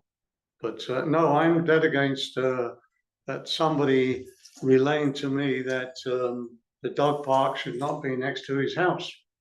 That's just an example, of course, but that's my opinion, which I'm entitled to. Thank you. Thank you, Councillor Fan. I also think the question period where it is on our agenda currently is too late. And to me, it doesn't add value. Moving it up is, to me, if someone wants to speak for or against something that's on the agenda, that's no different than someone phoning me the day before, sending myself an email or council an email, or stopping me on the street and saying, love the dog park, about time, thrilled to have a new dog park. You could tell me as soon as the agenda is released, you could whatever, or in that meeting, that's fine. I like this early, but it's conditional for me in the sense of there are a number of additional rules constraining the questions that are proposed as amendments to the bylaw, such as the length of time. It's 2 minutes from the existing whatever it is, and also there are rules about decorum and other things of what can be spoken to. So with the subsequent amendments, I'm happy to have it earlier. I think it helps. And if someone wants to speak to something and didn't bump into me on the road or email me or phone me or do whatever, I can hear it during the meeting is the same way I can hear comments and the debate of council before we vote on a matter too. Councillor Vital. Thank you, Mayor Talon. My research with some municipalities indicate that some of them are considering totally eliminating questions Right. from the public, whether it's before or earlier or after. And along that thought, what some municipalities are looking at doing are having residents submit questions to be read out at the council meeting. And that, you know, that may be a little bit of a compromise for us. We usually get our agenda items Thursday afternoon, and it's posted on our website at the same time. And, you know, residents do have the opportunity to contact any one of us up till, you know, regular council meeting on the following Monday. So I just, those are my thoughts. Thank you, Councillor Thank you. Vital. Councillor Schweinbenz? Sorry. Yeah, I mean, you know, during the campaign and knocking on doors, I heard a lot of people feel shut out of the democratic process. And for them to have a couple of minutes at the beginning, I think people would feel a lot better. And it's hard to compare us to other communities. We are a tiny community, a drop in the bucket, but we're full of passionate people, because decisions that we make on the corner with a dog park or a tree coming down, these are seen by people immediately and felt by people viscerally immediately. And people want to have a say in some of this stuff, and giving them a couple minutes at the beginning before we make decisions, I think it'd be very helpful. It would help the democratic process. So I'm in favor of leaving it there. In fact, I'd be in favor of adding submitted representations read out by staff if required. Thank you. Thank you, Councillor Schweinbenz.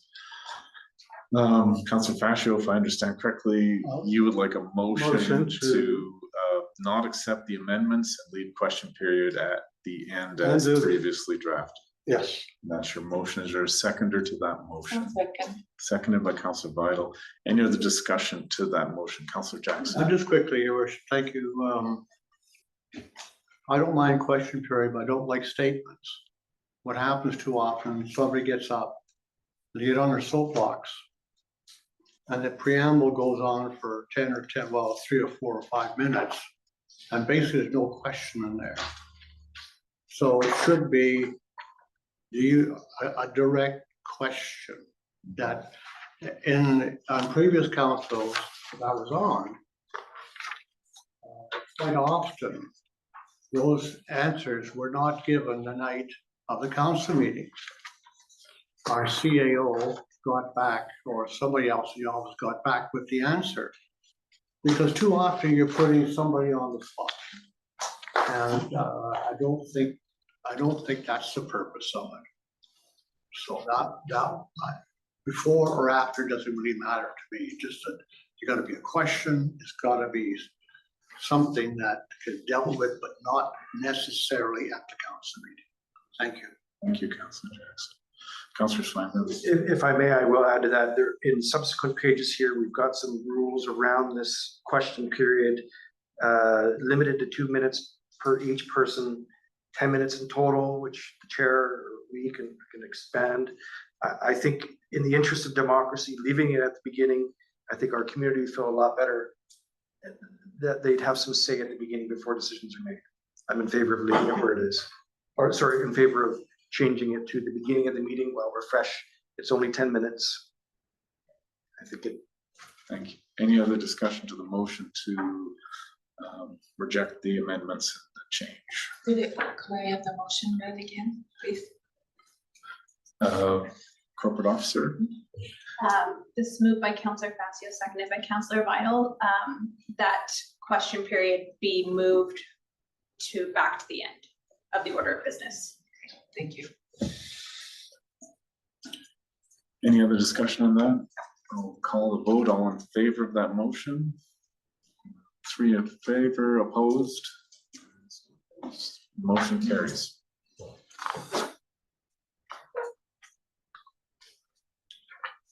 And we move, is there anything else?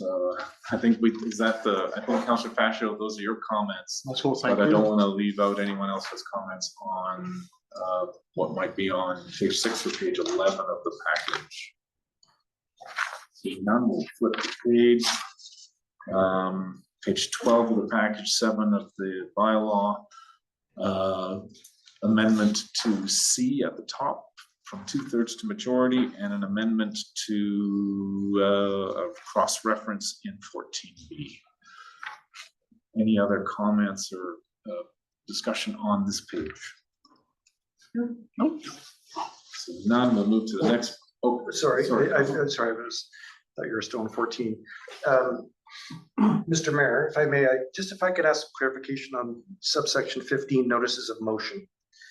I'm concerned that it's going to restrict council from having say in the coming agenda.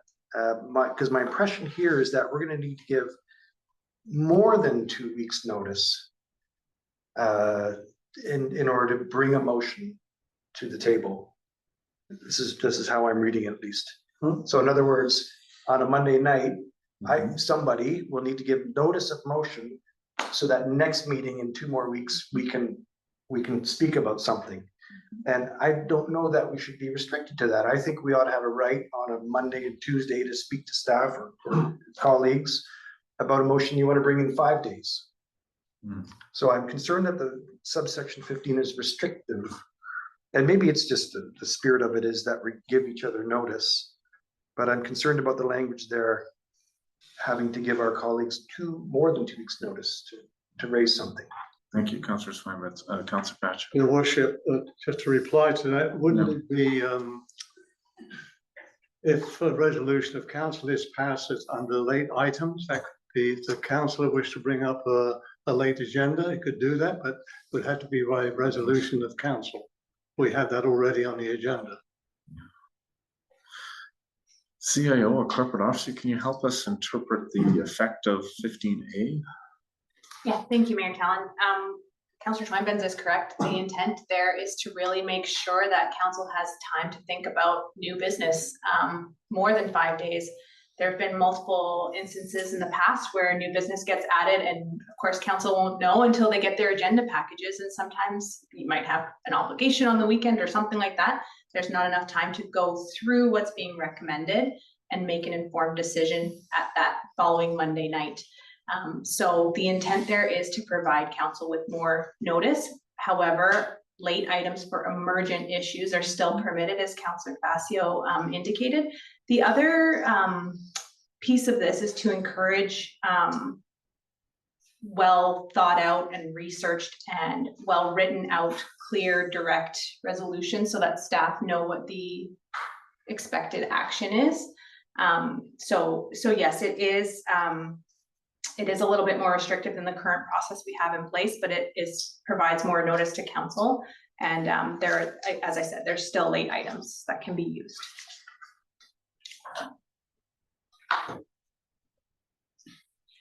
Councillor Fashion. Just for clarification on wording, your worship. Yes. So this may be from staff. I'm not criticizing. I'm not trying to. I'm finding that in the past, you send an email or call the corporate officer, so I've got a new business for Monday week, a week after, deal with so and so. But I've noticed that they're coming through now as resolutions, as if we're sending something to UBCM, which makes it quite a lengthy resolution for maybe one item. There was something very minor yourself brought forward the last time, which could have been done with a couple of lines. No disrespect, so I'm not criticizing, but it could be done with a couple of lines. Yes, passed, done. But now it's coming through in such a lengthy, like a page of, it's like a resolution to the Lower Mainland or to the UPCM. So I was wondering, is that something that's come from staff? Or is it something it's just that the individual councillors have decided to write it that way? That's all I'm saying. I think it can be simplified. I think I can, yeah, as it's received through whoever it is, either Mayor Talon and or council, on how they want to present it. And I think that all the whereases of course are all just justification to why this is coming forward. It provides a little bit more background information. I'm not opposed to having more information so council can understand why it's coming forward and what makes up the resolution. I recognize some of them are fairly lengthy, but paring it down, that would be between us and whoever's making the new business resolution. Okay, thank you.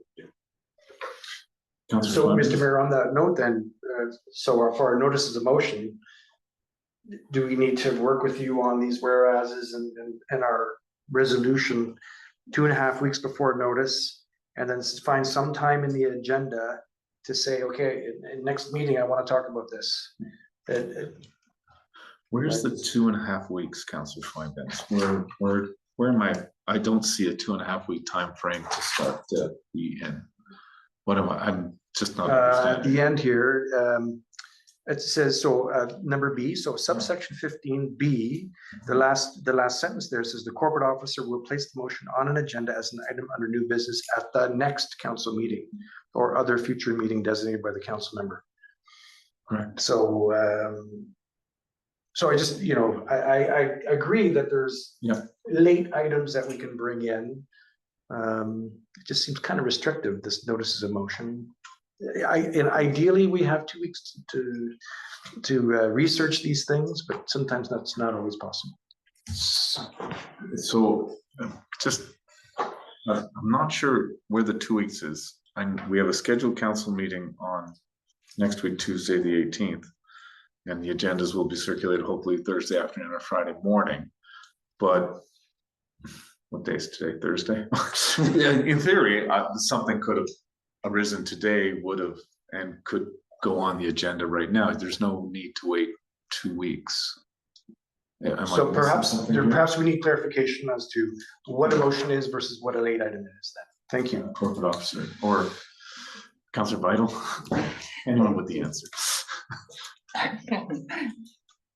It's my understanding that introduction of late items is restricted to items of an emergent nature. In the past, in my opinion, it's been abused. And through you to our corporate officer, while we're discussing the notice of motions, I don't see that this restricts a council member from sending it electronically.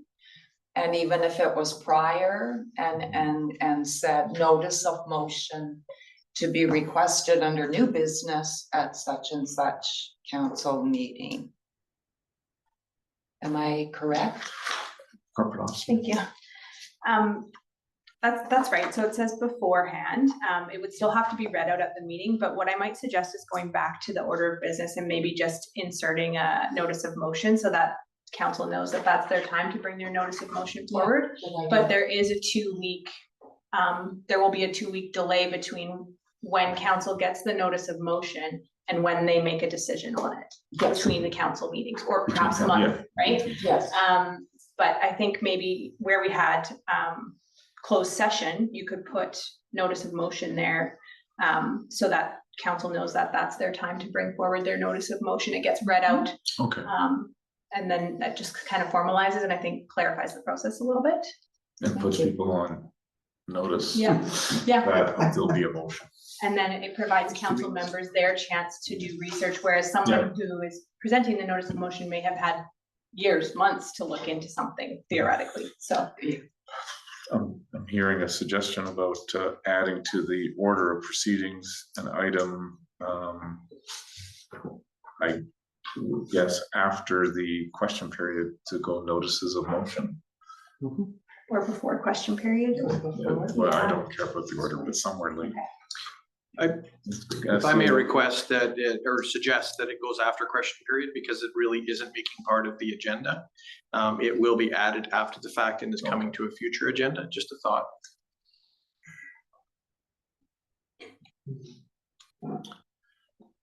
I'm lost. So- Why are we changing this at all?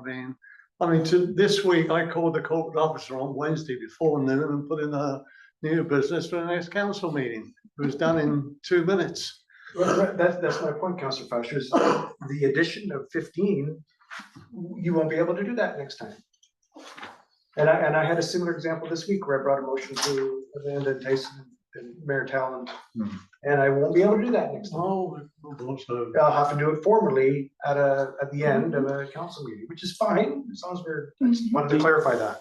The alternative would be to strike notices of motions, period, but I think the idea of having the notice of motion is for, it's not an emergence item, it's something that council wants to look at a, it could be a week, it could be 2 months, it could be something that is, because basically all you're doing is advising council the meeting of, it's gonna come with everything, all the background information, and then it's gonna direct staff at that time, and then we can come in a future. Yeah. Yes, it's going to take a little bit longer, but I don't know that, correct me if I'm wrong, if there is a new business requested, do they need to go through the notice of motion process? Okay.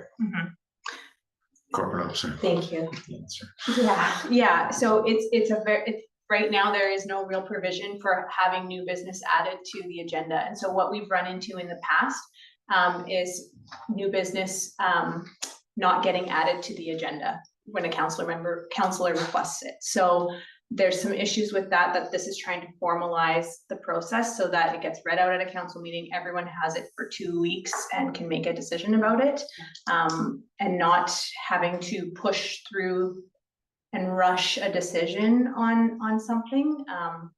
But yeah, it does change the process. Right now, there is nothing in place about new business really in the current procedure bylaw. Councillor Mayor Swinburne. Talon, yeah, I'm fine with it if we want to put it in like that. However, we're trying to run a business here, trying to run a municipality, and if something comes up that's maybe not emergent, but it's important, that one of our counselors should be able to call staff and yourself and have it put on there for, to discuss, yeah, on a Monday night. Even if you're calling them the previous Tuesday, it should be on there. So I trust that you guys will allow that still.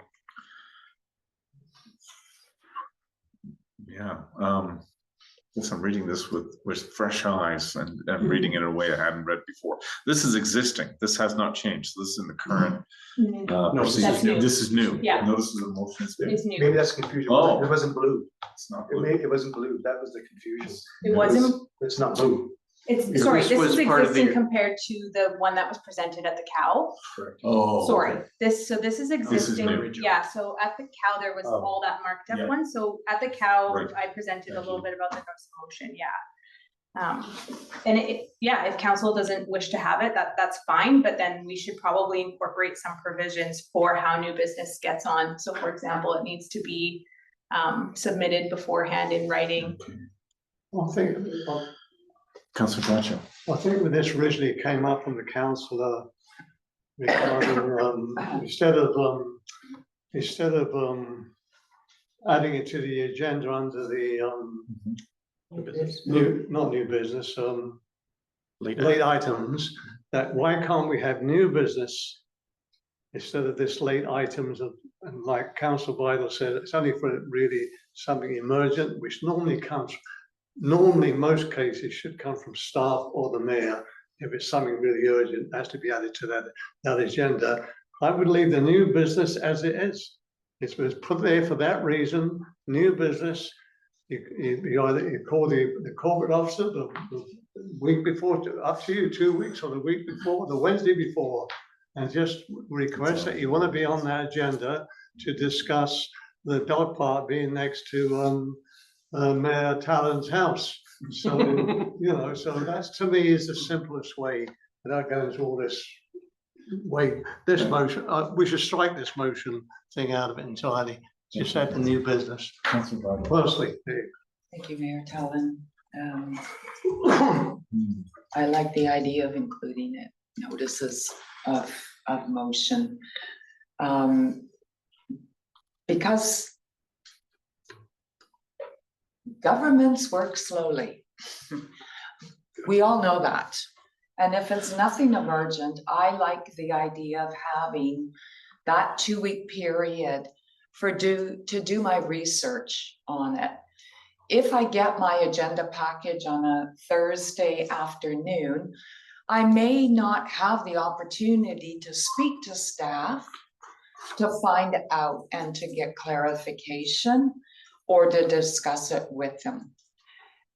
So what I'm hearing is that we need to make a distinction between notices of motion and what is a late item.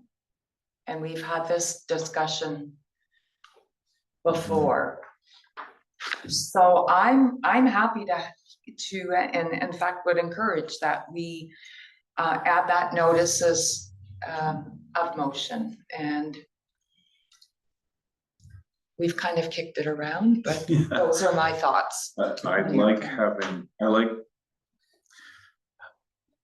can never stop urgent things from arising that need to be considered, and I don't think there's any sense in the room that needs to be thwarted. But having things that aren't urgent should be carefully considered and fully considered so we make informed decisions.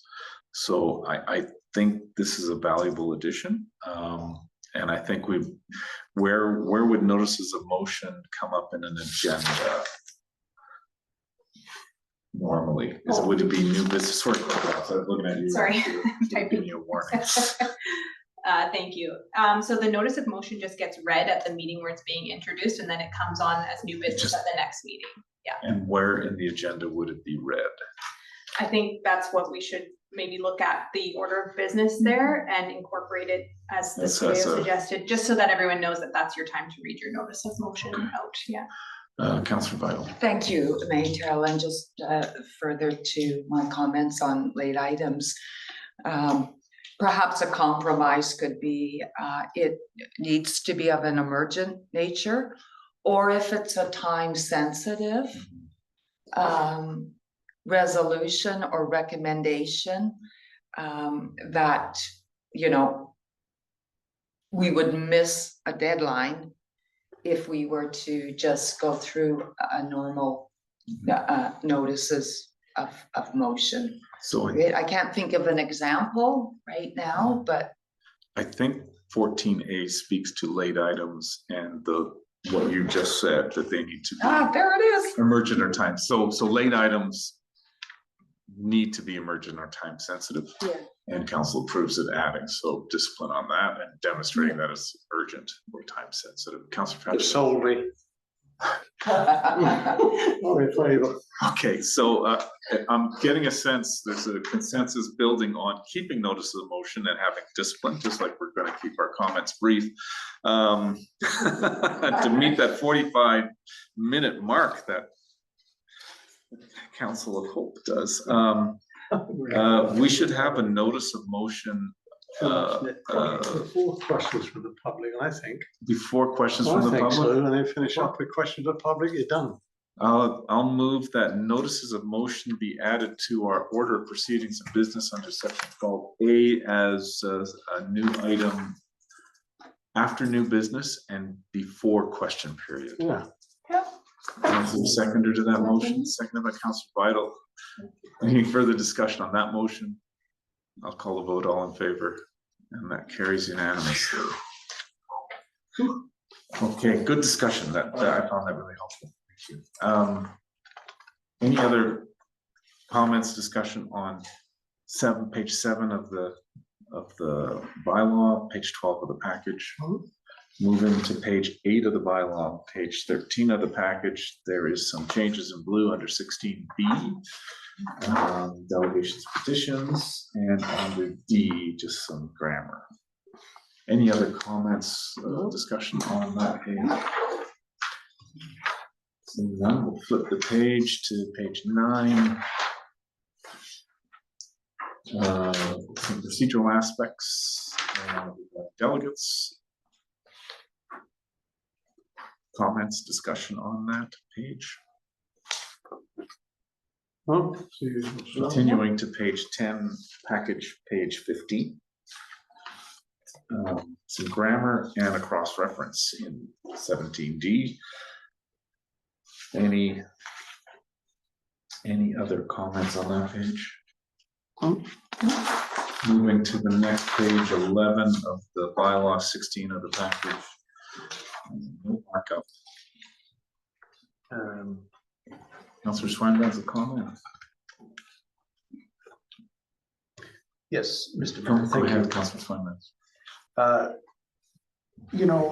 Sections H, I, and J, I struggle with sometimes. As you know, I can get long-winded and take some time to collect my thoughts and get a little led astray when there's questions asked or distractions. So, and so far, Your Worship, you've been a chair that seems to accommodate different comments and a discussion and a dialogue. So as long as you continue to do that, I'm fine with the way it's all worded. But given only 5 minutes to talk on a certain one go around only on important issues, I hope we're not limited if it's an important issue. I concur with that. I intend to try and give everyone, I think having a full debate is helpful. I think I read these and interpret these as an ability to break a filibuster and have the council proceedings move on and the business of the day ultimately dealt with. So I look at it as a bit of a backstop and a tool in the back pocket that I haven't had to use yet. So any other comments on this? Thank you, Mayor Talon, through you to our corporate officer. I believe the sections Councillor Schweinbach refers to may be contained in Robert's Rules of Order. Thank you. And As Councillor Mr. Johnson. Reedy has it right. I'm not completely sure. I know that they are in our current procedure bylaw. So the wording in this section here is exactly the same as it appears in our current procedure bylaw. Yeah, I'm not sure about Robert's Rules. All right.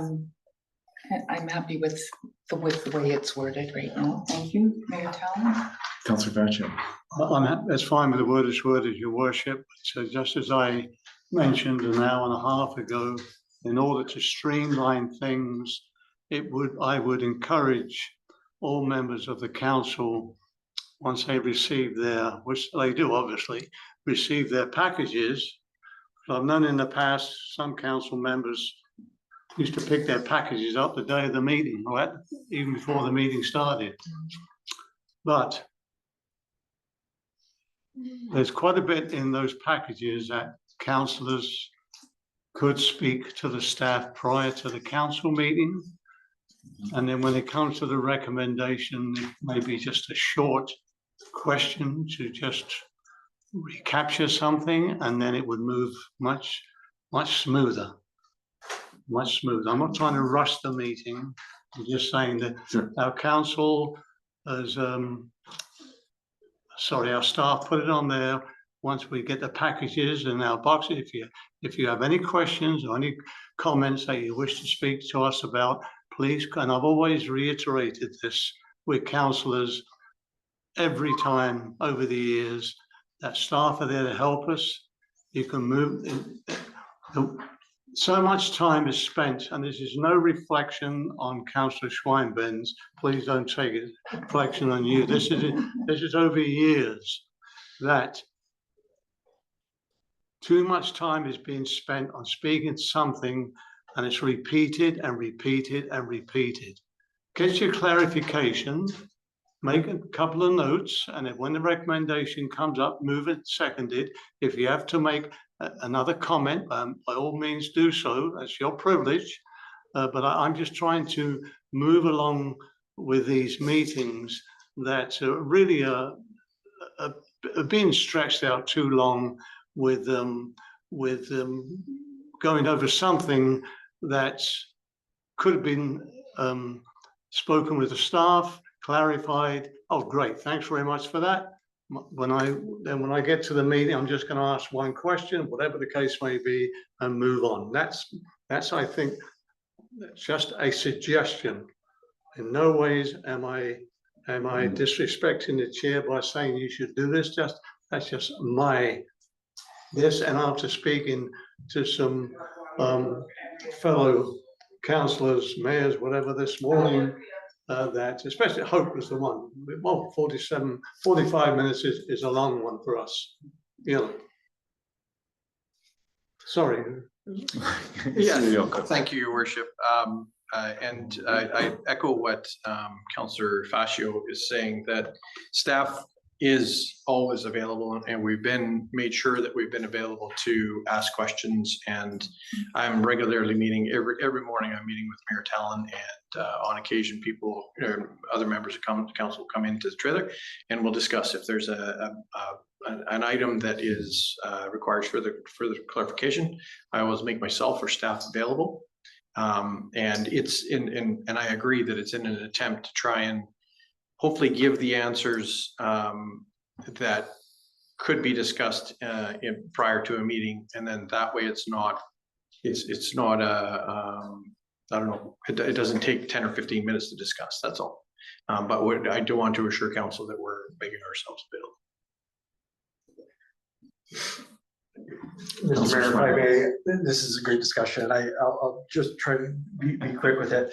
I know I completely trust the staff, and I completely trust what you're saying, they're available. Sometimes I ask questions because I want it there for public consumption. For instance, this morning I asked some pointed questions about the pool and how we came up with the money. I could have called them 5 minutes earlier and had those questions, but I think it's important for public to hear that. And that's why sometimes I ask these questions, because I think the public deserve a right to know why we're making these decisions and what the mechanisms of these decisions are. Thank you. Okay, who's next? Anything else on page 11 of the bylaw, page 16 of the package? Moving to page 12, page 17 of the package. Seeing no comments, flipping the, sorry, Councilor. No, son, no. Page 13 of the bylaw, page 18 of the package. Any comments on that section? Seeing none. Moving to page 14 of the bylaw, page 19 of the package, some additional text on the question period. Valuable additions in my mind. Very. Councilor Patrick. Thank you, Your Worship. Just on the question period, fine, the 2 minutes, but is B relating to the public hearing? The 10, where does it say 10 minutes? The 10, there's B. Does that relate to the public hearing, not the council meeting? This is question period in a council meeting, and if I understand that the number of questions we would have wouldn't exceed. The number of 2 minutes. questions. Yeah, Beg your so pardon, I'm it's sorry, the question period will not be more than 10 minutes.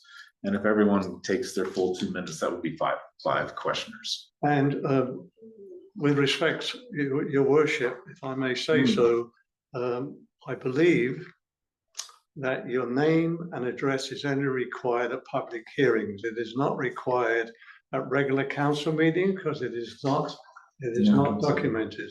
I don't see the requirement written in the bylaws here. You're correct. Councillor Biden. Thank you, Mayor Talon, regarding question period in blue. I also would like to see that any member of the public who addresses council, that they state their question first. That way, council knows the intention right away of that speaker as to what they're going to speak to. My suggestion. Councillor Swain. Thank you, Mr. Mayor. It was earlier stated that perhaps we should consider written submissions for this period as well. And I'm just wondering if this is when and now we include it. Well, if we receive written questions. I don't know. We've gone through that part, haven't we? Corporate officer, CEO, is it practice for written questions to be received and read out in the council? Is that occur? Is that a normal? I can speak to that. Historically, anything that has been directed to council makes part of the agenda. If it's, we can certainly, if there is something that the chair believes that should make part of the agenda, it could be added as a late item if it's an emergent item. But historically, if there is something that comes to council, we'll make sure we try our best to make sure it makes a council agenda under the consent. Okay. Under correspondence, my put. I think it's Councillor Vital. I think it's difficult to. Someone's question may take 2 minutes to articulate. It could be a long question, but I appreciate the sentiment that. Yeah, it'd be nice to know what the question is in the background, but 2 minutes is a shorter time than existing, so hopefully that will bring some necessary focus to it. I'll accept that, Mayor Talon. All right. Corporate officer, do you have something to add? No, that's okay. Yeah, thank you. Any other comments on page 14? Page 19 package, soon down, flip to 15. Page 15, page 20 of the package. All right, moving to page 16, page 21 of the package.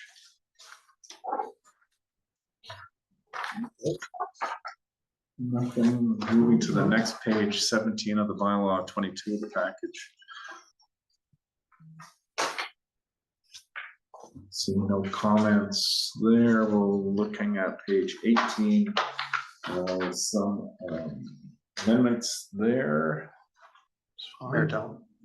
Councillor Schweinbans. Yeah, thank you, Mayor Talon. And this came up last night. We had an environmental advisory committee, and I'm referring to section B. So section 31, subsection B. Standing committees and commissions must consider, inquire into, report, and make recommendations to council on matters that are related to general subject indicated by the name of the committee or commission, assigned by council or assigned by mayor. And this came up in discussion last night because previously committees, including the age appropriate committee, the environmental committee, and others have felt a little bit constrained when it comes to the things that they can discuss. And historically or culturally, we've only discussed things that were brought up to or referred to us by council. And there was a general consensus last night that we would like to talk about things that we want to talk about as well to recommend to council for consideration. So I'm just, I'm happy to see B, because I think it relates to exactly what we want as a committee. That is the ability to discuss matters related to the general subject indicated by the name of the committee. So I'm happy to see this. I just want to see if there's any discussion or clarification required from staff on this. I looked at this as well, having the benefit of last night's environment committee meeting.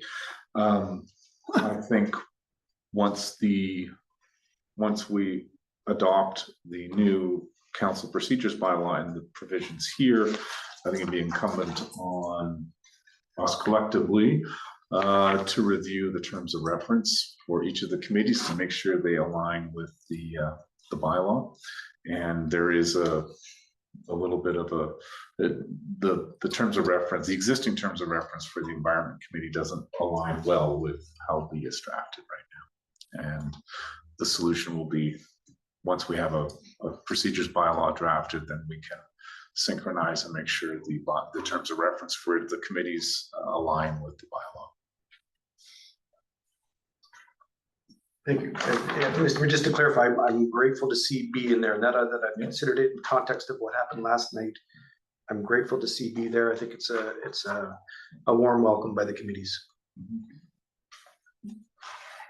Any other council? I'll wait till the terms of reference comes forward in regards, because I have some concerns on what you're supposed to discuss and what you want to discuss. Okay.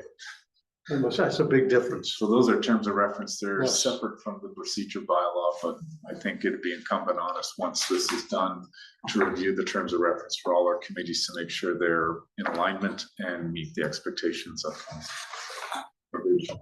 Work for another day. Yep. Any other comments on that page 18, 23 of the package? Moving to page 19 and 24 of the package, any comments on that?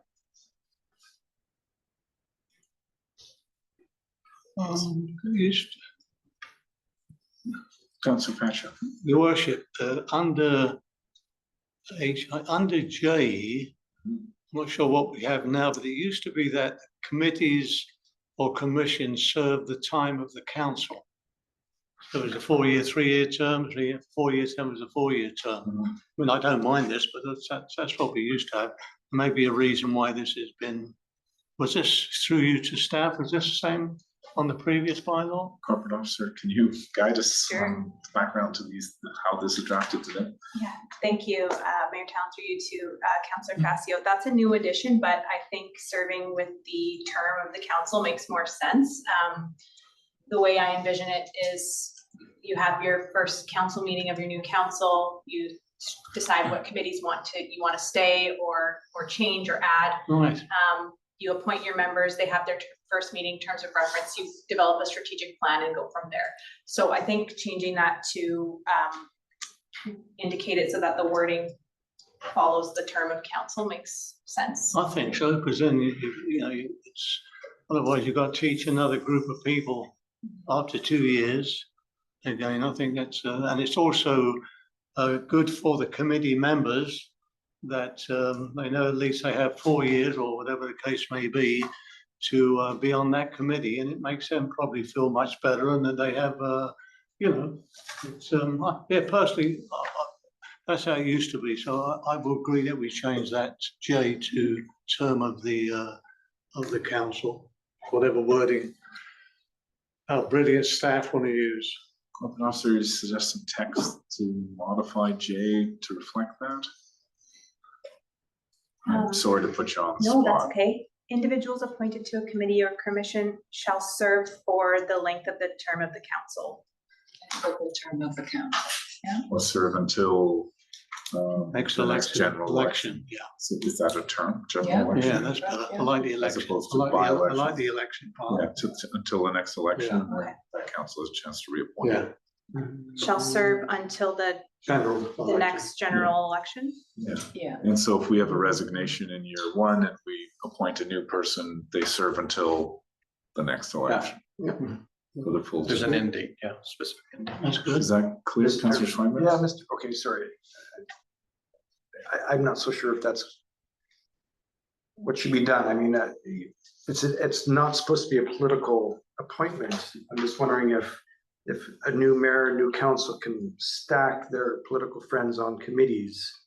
Whereas if there's overlap, then that's not gonna happen. And I'm not talking about the worst scenario here. I'm not talking, there's no conspiracy theory. I'm just saying, is the public served better by having overlap in all this? Maybe I'm wrong. I don't know. Councillor Vital. thank you. Let's keep in mind that sometimes we have difficulty Yep. finding community members that are willing to That's right. sit on committees, so, and they all, you know, who an individual who sits on a committee or a commission always has the option of resignation. Yeah. Should they, for what various reasons, so, I would agree with Councillor Facio that it should be for the term of the council. Corporate officer. The following sentence there, then individuals may only serve 2 consecutive terms, I think would be redundant because you would have a new council coming in. Yeah, So oh, we would strike. strike, yeah, motion to strike that as well. So I like the idea that a new council comes in and they appoint they set up their committees as needed and they appoint people to the committees that express an interest in being on it. I'm not comfortable tying the hands of subsequent councils with appointees that this council makes. And I'd like to have the subsequent councils have the discretion and the freedom to arrange their committees as they seem appropriate.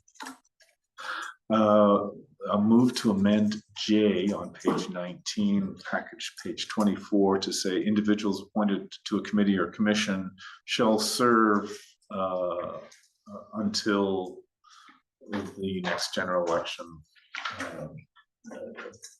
village council general election, I guess. Second that, your worship. And strike the rest, amended to read just that. Seconded by Councillor Fascio. Any discussion on that? Councillor Schweinbutz.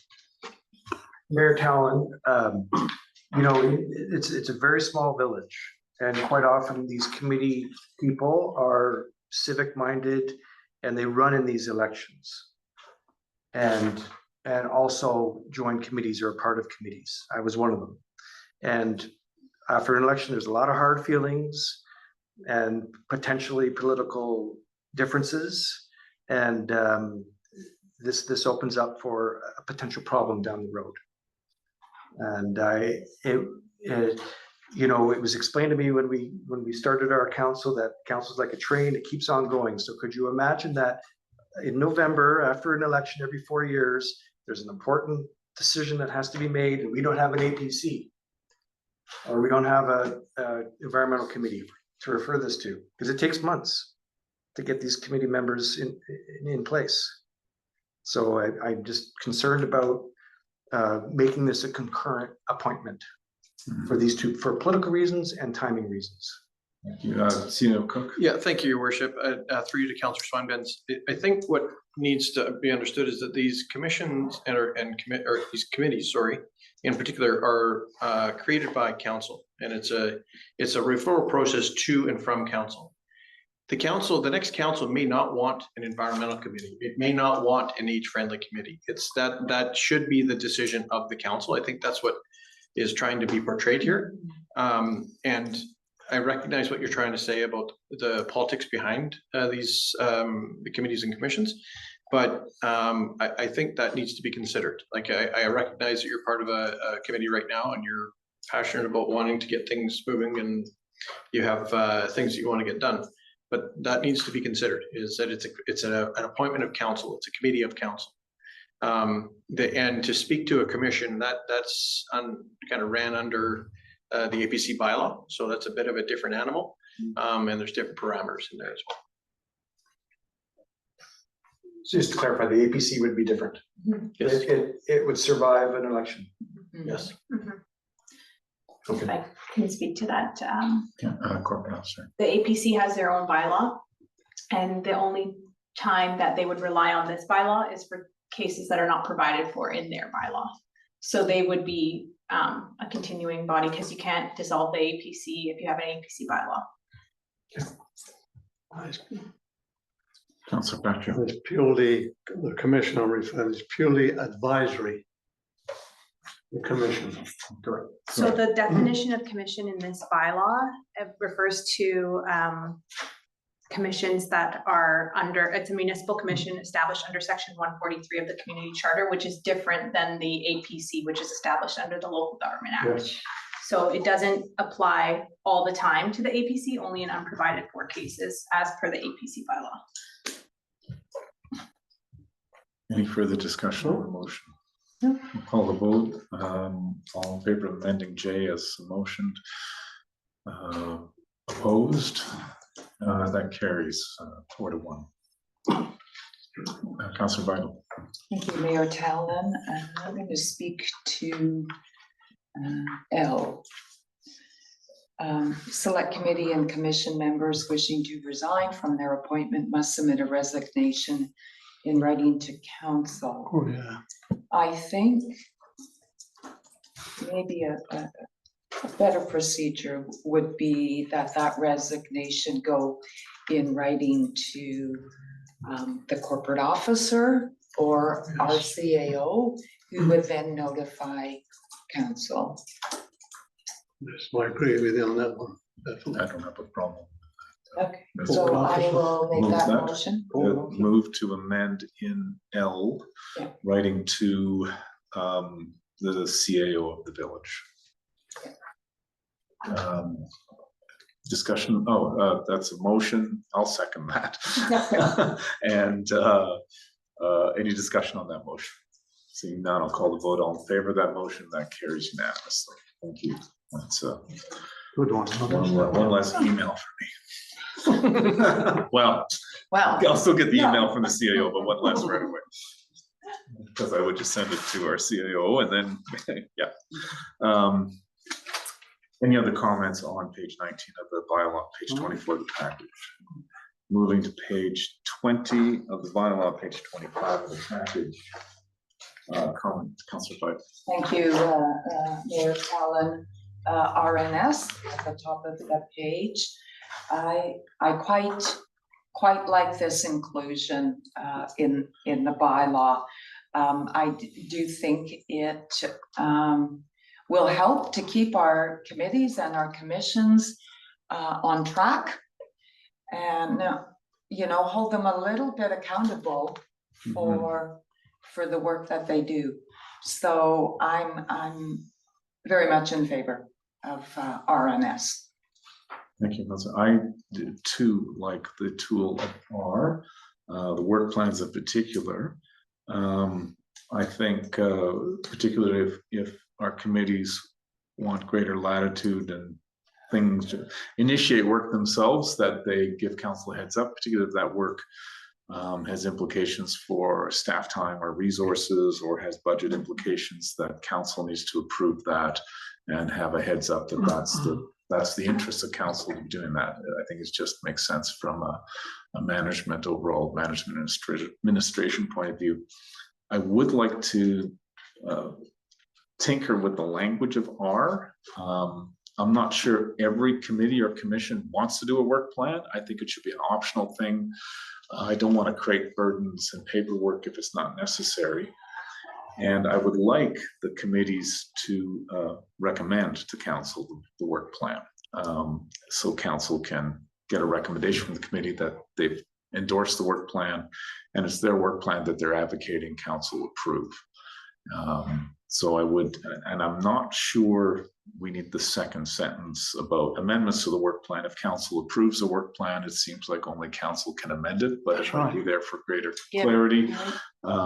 So I would like to propose an amendment to R, to add the word any between commission and work plans. So council will consider committee and commission, not any, it doesn't belong there. What am I talking about? Consider any commission. We'll consider, yeah, thank you. After the verb, we'll consider any committee and commission work plans recommended by the committee or commission, developed by staff in accordance with, et cetera, and continue on with that. Second. Seconded by Councillor Fascio. Discussion on that. Seeing none, I'll call the vote. All in favor, and that carries unanimously.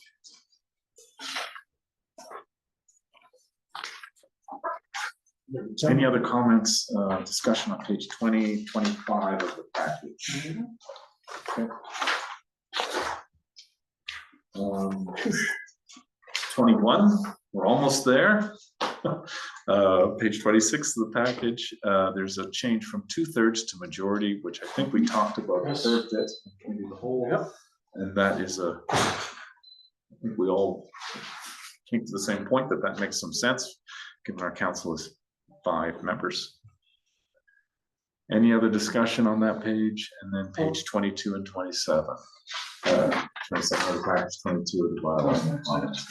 Okay. That concludes our page flip of our procedures bylaw. Anything from CAO or corporate officer clarifications? Our next step, could you just reconfirm our next steps with what we have done today and what we can expect next? Thank you. So what I'll do is I'll take these changes, update the bylaw, and then issue the public notice for the bylaw proposed changes. So that'll probably be coming out in the next couple of weeks. And then once that's done, a bylaw will be prepared for third reading as amended. Thank you. Councillor Swinburne. Mr. Mayor, just a question of process. So if there's a lot of comment about something that we've decided today, are we able to revisit that? Before I adoption. believe Before that adoption. if it comes up to a council meeting and there are comments, someone wakes up, wants to reconsider something, then if we haven't approved it yet, it's going to third reading. So, Thank you. yeah, there are opportunities still for tinkering, tinkering or changes. Strength.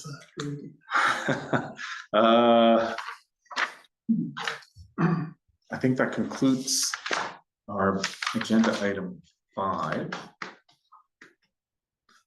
New business. Seeing none, flashbacks to our conversation about new business, which takes us to 7 questions from the public pertaining to agenda items. Are there any questions from the public at today's special council meeting? Yes, good afternoon, Mr. Mayor. John Allen, 398 Hot Springs Road. I have a question about the Agassiz swimming pool facility. And the question is, why are we calling it a partnership? They're asking us to put up almost $2 million in cash to contribute to a project that's $10 million short of funding and is not certain to be completed. They're asking us to contribute an enormous amount of money every year. We have no control over any of that money when it leaves the village. We have no voice on the board or the management of the construction project. We have no shares in the company. We have no share in the land or the building. And we have no voice in the management and operation of the facility. If this was really a partnership, we would be a partner. This is not a partnership. I'm also confused about the term regional. Regional in this area means the regional district, which means everybody within the regional district. And we have regional facilities such as the pool in Hope. In this case, it's not a regional facility. It's an Agassiz district, Kent district facility. They have invited the people from Copcom alone to contribute, and I hope they're going to have some kind of a public vote on that. They've invited us to contribute. They don't seem to have invited the other electoral areas of the regional district, such as Harrison Lake, Harrison Mills, and the other people that are served. So I just think that the whole thing is badly organized at this stage. And I don't think that we should be calling it a partnership. It is not a partnership. If this was a real regional facility, the regional district would be setting up a procedure to create it and to fund it. And we would be part of that regional district. That complete part of this process is missing. All the regional district is doing is channeling some money from Harrison to Kent. And with none of the normal financial controls one would expect. So I just think this is ill-advised from start to finish, and you should stop calling it a partnership. And I ask why you accepted that title to this project, because it's not a partnership. We're only donors. We have no control whatsoever.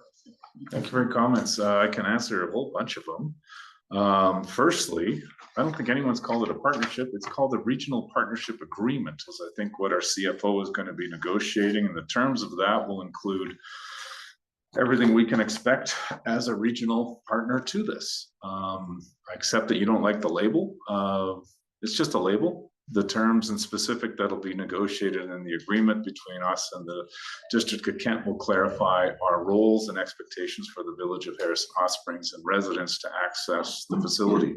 As to your speculation that it won't be completed, speaking recently with the mayor of Kent, they are quite confident. They are very much hopeful that it'll be open before the summer season of 2026, so they don't have to use the outdoor pool, and they're very much pressed on that. The latest update I have from the mayor of that, which they spoke of at the council meeting last, was that they are on track and on budget. They've had favorable weather and they are proceeding to conclude. They have no expectation they won't finish. As to your questions regarding why the District of Kent hasn't talked to other people or who they're talking to and in what context, that's probably a question you should direct to the District of Kent. That is their business. We were presented an opportunity, and my thumbnail sketch, back of the envelope, says residents get access to a facility that would normally be in a village 50 times the size of Harrison Hot Springs. And we get it. Kent is paying 6 times more than us. It's a good deal. I'm thrilled that they want us to partner in, and I don't care about the label on that. I'm very happy that they reached out to us and have residents of Harrison Hot Springs treated on an equitable basis to residents of the District of Kent on this. I think it's a fabulous opportunity.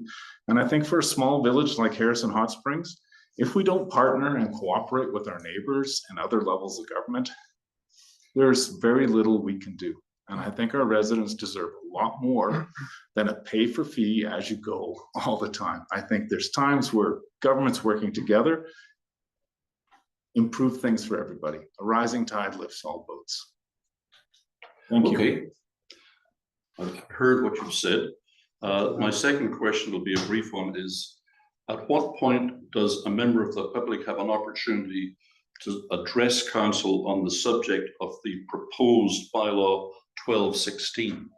Because this is a sweeping bylaw that dramatically affects our rights and our civic rights as taxpayers and residents. And I don't see anything in your discussion so far that says that you will give us an opportunity to talk about how this affects our rights to interact with the council.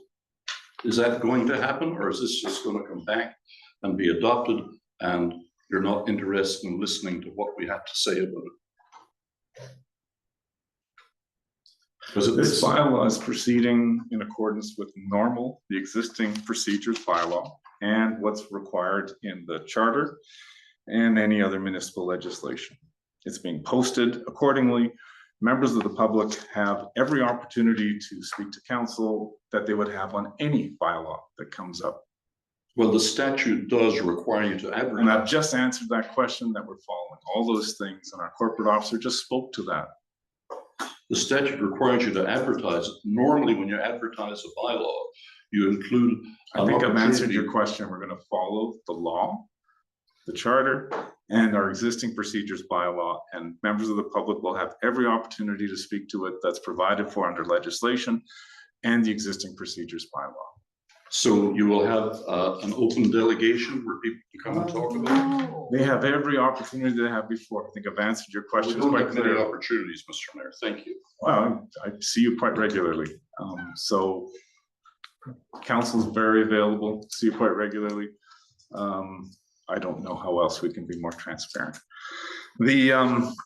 Any other questions? Mr. Weber, please. Yeah, Webster, sorry. that's okay. Page 1924, I guess it's J. When we're talking about committees and commissions, I wonder if it could be, because our committees seem to have members that kind of come in and out. I was wondering if the terms could be, if there's going to be 4 years, if they could be kind of like just 4 years. So you'll always have maybe somebody with some experience left on the committee, and the committees aren't just totally gone, because this village, like you say, have a hard time getting members. At least you would have somebody there sitting in a seat and not just empty seats, totally. Your Just point ask. echoes Councillor Schweinben's points made earlier today when considered that aspect, yes.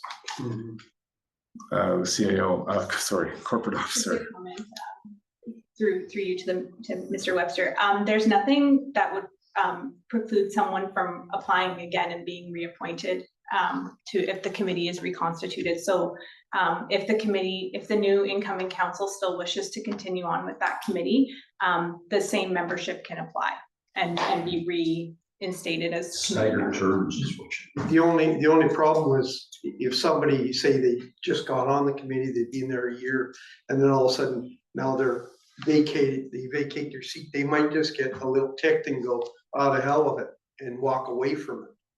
And it could be a good member. That's what I'm afraid.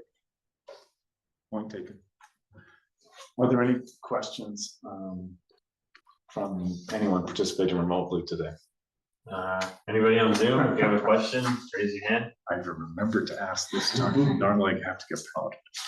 No questions. Seeing none, which takes us to our next agenda item. Adjourn to special closed meeting is the recommendation.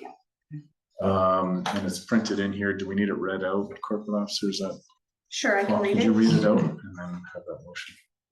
So the recommendation is that pursuant to sections 90 and 92 of the community charter, this special meeting of council be closed to the public as the subject matter being considered relates to section 90 sub 1 sub A, personal information about an identifiable individual, section 90 sub 1 sub E, acquisition, disposition, or expropriation of land that could reasonably be expected to harm the interests of the municipality, section 90 sub 1 sub G, litigation or potential litigation affecting the municipality, and section 90 sub 1 sub K, negotiations and related discussions respecting the proposed provision of a municipal service at preliminary stages. It's the motion Well, moved by your Councilor worship. Faccio, seconded by Councilor Vital. Discussion to the motion. Call the vote, all in favor. And we are adjourned to the special closed meeting as the motion dictates. Thank you all. Mr. Mayor.